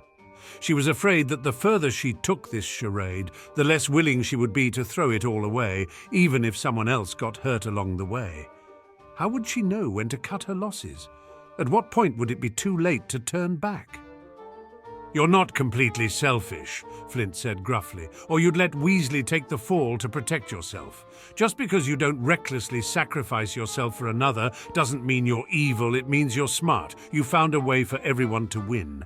Rigel thought that sounded like an excuse to do the wrong thing, but all she said was, "You should be getting to class." Flint gave her a long look, but eventually turned and did just that. When Rigel was sure he'd gone, she took out her cloak and grasped her time-turner once more. She mentally checked to make sure she wasn't pushing the limits. But if she went back one last time to look up the psychic transcription charm, there would still only be 4 versions of her at one time. Her last thought, before the whirl of time whisked her away, was that if things like this kept coming up, she'd be aging a lot faster than Snape had anticipated. Luckily, the modified polyjuice meant that no one would notice a thing. It had been a very satisfying week for Severus Snape. One of his more talented sixth years had caught the eye of a notable Australian potions master over the summer, and Severus had taken great pleasure in drafting a suitable letter of recommendation for his apprenticeship. Not a single Slytherin had been given detention, and several miscreant Gryffindors had unwittingly volunteered to clean all of his cauldrons on Thursday evening, leaving him free to complete all of the week's marking ahead of schedule. He was looking forward to a guilt-free evening of quiet solitude before a weekend of lesson preparation and inventory stocking, and the only thing standing in the way of that was the dreaded Heads of House meeting on this third Friday in September. As he made his way to the staff room, he wondered what drivel his colleagues would bring to the table this year. No doubt Flint's mysteriously efficient method of assignment completion would be brought to the fore yet again. Minerva had been hinting all week that she was rearing to finally do something about the situation, but Severus was skeptical that she would establish the proof necessary to see it so. Severus was of the opinion that the situation didn't warrant interference. Flint was graduating this spring, so the problem would resolve itself before long. Whoever was doing Flint's assignments probably benefited from the extra studying more than Flint would in any case. Pomona greeted him cheerfully as he claimed his preferred chair. Severus summoned an appropriately disinterested response, wary of tempting his loquacious co-worker into attempting to start a conversation. He knew from long experience that the head of Hufflepuff would take any politeness as friendly encouragement. Dumbledore arrived before long, and the meeting commenced with a discussion of the newest additions to the staff. "I had a few distraught reports the first week of classes," Pomona said hesitantly, "but recently favour for the new defence professor has been on the rise." "The Boggart was an inspired idea," Phileas said, smiling approvingly. "I've already seen an increase in confidence among a few of my more timid Ravenclaws." Severus sneered. "Traumatise the students to make them stronger. Why ever hadn't we thought of such methods sooner?" "They haven't been traumatized, Severus." Minerva shook her head. "Overcoming one's fears is an excellent lesson for any child to learn." Any child that could overcome one's fears, Severus thought darkly.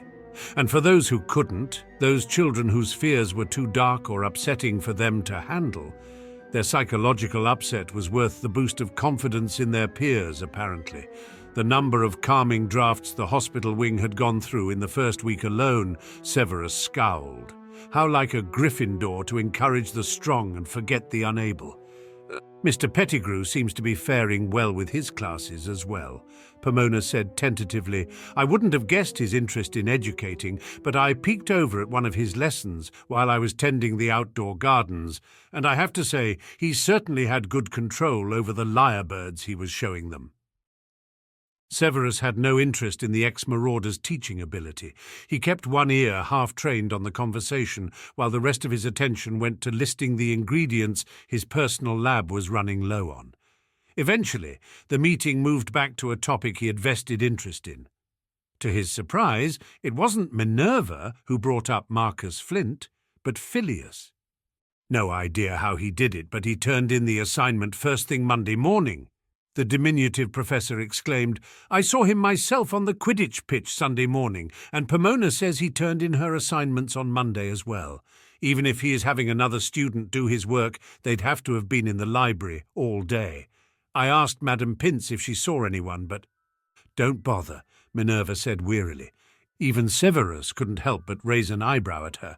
"I know how he's been doing it," the Gryffindor head said, her mouth twisting bitterly. "He all but flaunted his method during class this morning." "It was not another student, then?" Dumbledore asked, looking intrigued. "No, assuredly not," McGonagall said, sounding more than a little bitter. Severus felt suspicion stir in his mind. Flint would not be ostentatious with his methods unless it gained him something. "Unusually accommodating of Flint to show you his method, Minerva. Did you accuse my student of something without proof?" Minerva flinched but said stoutly, "I thought I had proof. Percy Weasley was charged with collecting Flint's homework assignments while he was in the hospital wing, and then the assignments were turned in complete Monday morning. No one else had access to those assignments. I even changed the transfiguration prompt so that it differed from the one his section received. You set him up? Severus could not believe what he was hearing. She'd arranged for Weasley to pick up Flint's assignments as a test.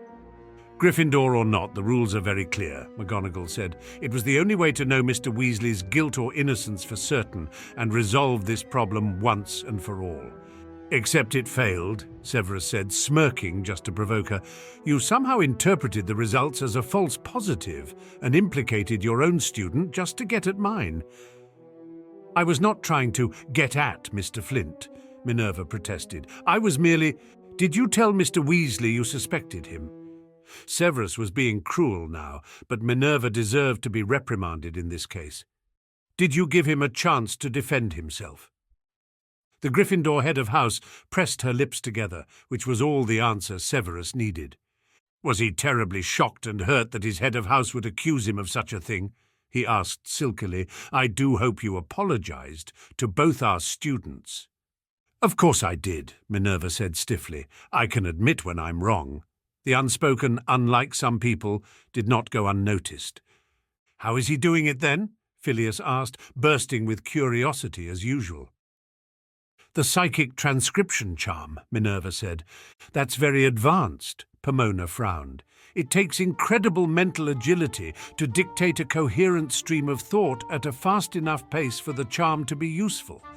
It explains everything, though. Phileas beamed. The style would obviously be different from Flint's actual writing style, as most people formulate their thoughts differently from how they'd speak or write. It would be phenomenally quicker than writing an assignment by hand as well. His assignments are so well informed, though. I knew he was hiding a brilliant mind, but this is far beyond my expectations. Severus quite agreed. If Flint were really using that transcription spell to complete his assignments, he'd happily eat bat wings. The very fact that Flint had proven his innocence so conveniently on the eve of his indictment meant he'd merely found a way to cover his tracks. Minerva spotted the amusement on his face, for she said, I know what you're thinking, Severus, but it wasn't a trick. I saw him do it, not 10 minutes after I'd given the assignment. It wasn't the same assignment as the earlier section, and it wasn't vaguely worded as though he'd guessed at the topic ahead of time. He quoted something I'd said in class an hour earlier, for Merlin's sake. Severus could not help the curl of amusement he felt at the older woman's disgruntled expression. He didn't know how Flint had managed that, but for the boy's sake, Severus was pleased it had his colleagues convinced to let the problem go at last. All's well that ends well, Dumbledore said, smiling benignly. And speaking of students who surpass expectations, what has become of young Mr. Black? Severus wondered if there would be a staff meeting in the next 4 years that did not bring up the enigmatic Rigel Black. He seems distracted, Phileas commented. While the practical work used to come seemingly effortlessly, now he struggles, as the other students do, to learn a new spell, casting many times without success before succeeding. Coursework is significantly more difficult for third years as they start owl preparation, Minerva said. I'm sure Mr. Black is simply falling into the normal learning curve at last. Severus frowned. Nothing about Rigel should be considered normal. The boy had more magic than he knew what to do with, a problem that should only have exacerbated after his core fully matured. He'd expected to hear reports of uncontrolled spell work, violent accidental magic, and more in response to the boy's awakened core. To hear that he'd somehow managed to become average over the summer disturbed him far more than hearing that the boy had accidentally blown something up ever could have. The headmaster, too, seemed concerned. I tested his output coefficient during our lessons this week and found him at a 4.2, much higher than I expected, considering how powerful I assumed him to be. Is it possible we misjudged his potential 2 years ago? Severus shook his head sharply. At the end of last term, the boy was capable of imbuing 4 aconite alleviations in a row. That was several months before his core would have fully matured. He has the magic. That it is neither uncontrolled nor manifesting under scrutiny is surprising. Are you suggesting he fooled the calibrating device? Pomona asked carefully. If he has, it will be obvious when we begin alchemy in earnest. It would take an incredible amount of control to be able to maintain the same average rate of expenditure artificially, Albus said. characteristically reasonable. Mr. Black has above-average control, as we have seen, but it takes more than natural skill to be able to measure one's own power consistently. Perhaps we are jumping at shadows, Phileas suggested. It may be the child's core simply settled later than most. If his core was unstable, its maturation could have stabilized his magic rather than upsetting it. There have been cases of such happening before. Severus resisted the impulse to roll his eyes. In magically incompetent children, the maturation of the core sometimes had an equalizing effect, but Rigel's core was not unstable. It was powerful. The boy's unconscious suppression of his core was what made it unstable. There was something else going on, and the next time he saw his most troublesome student, he would figure out what it was. Then he would put a stop to it.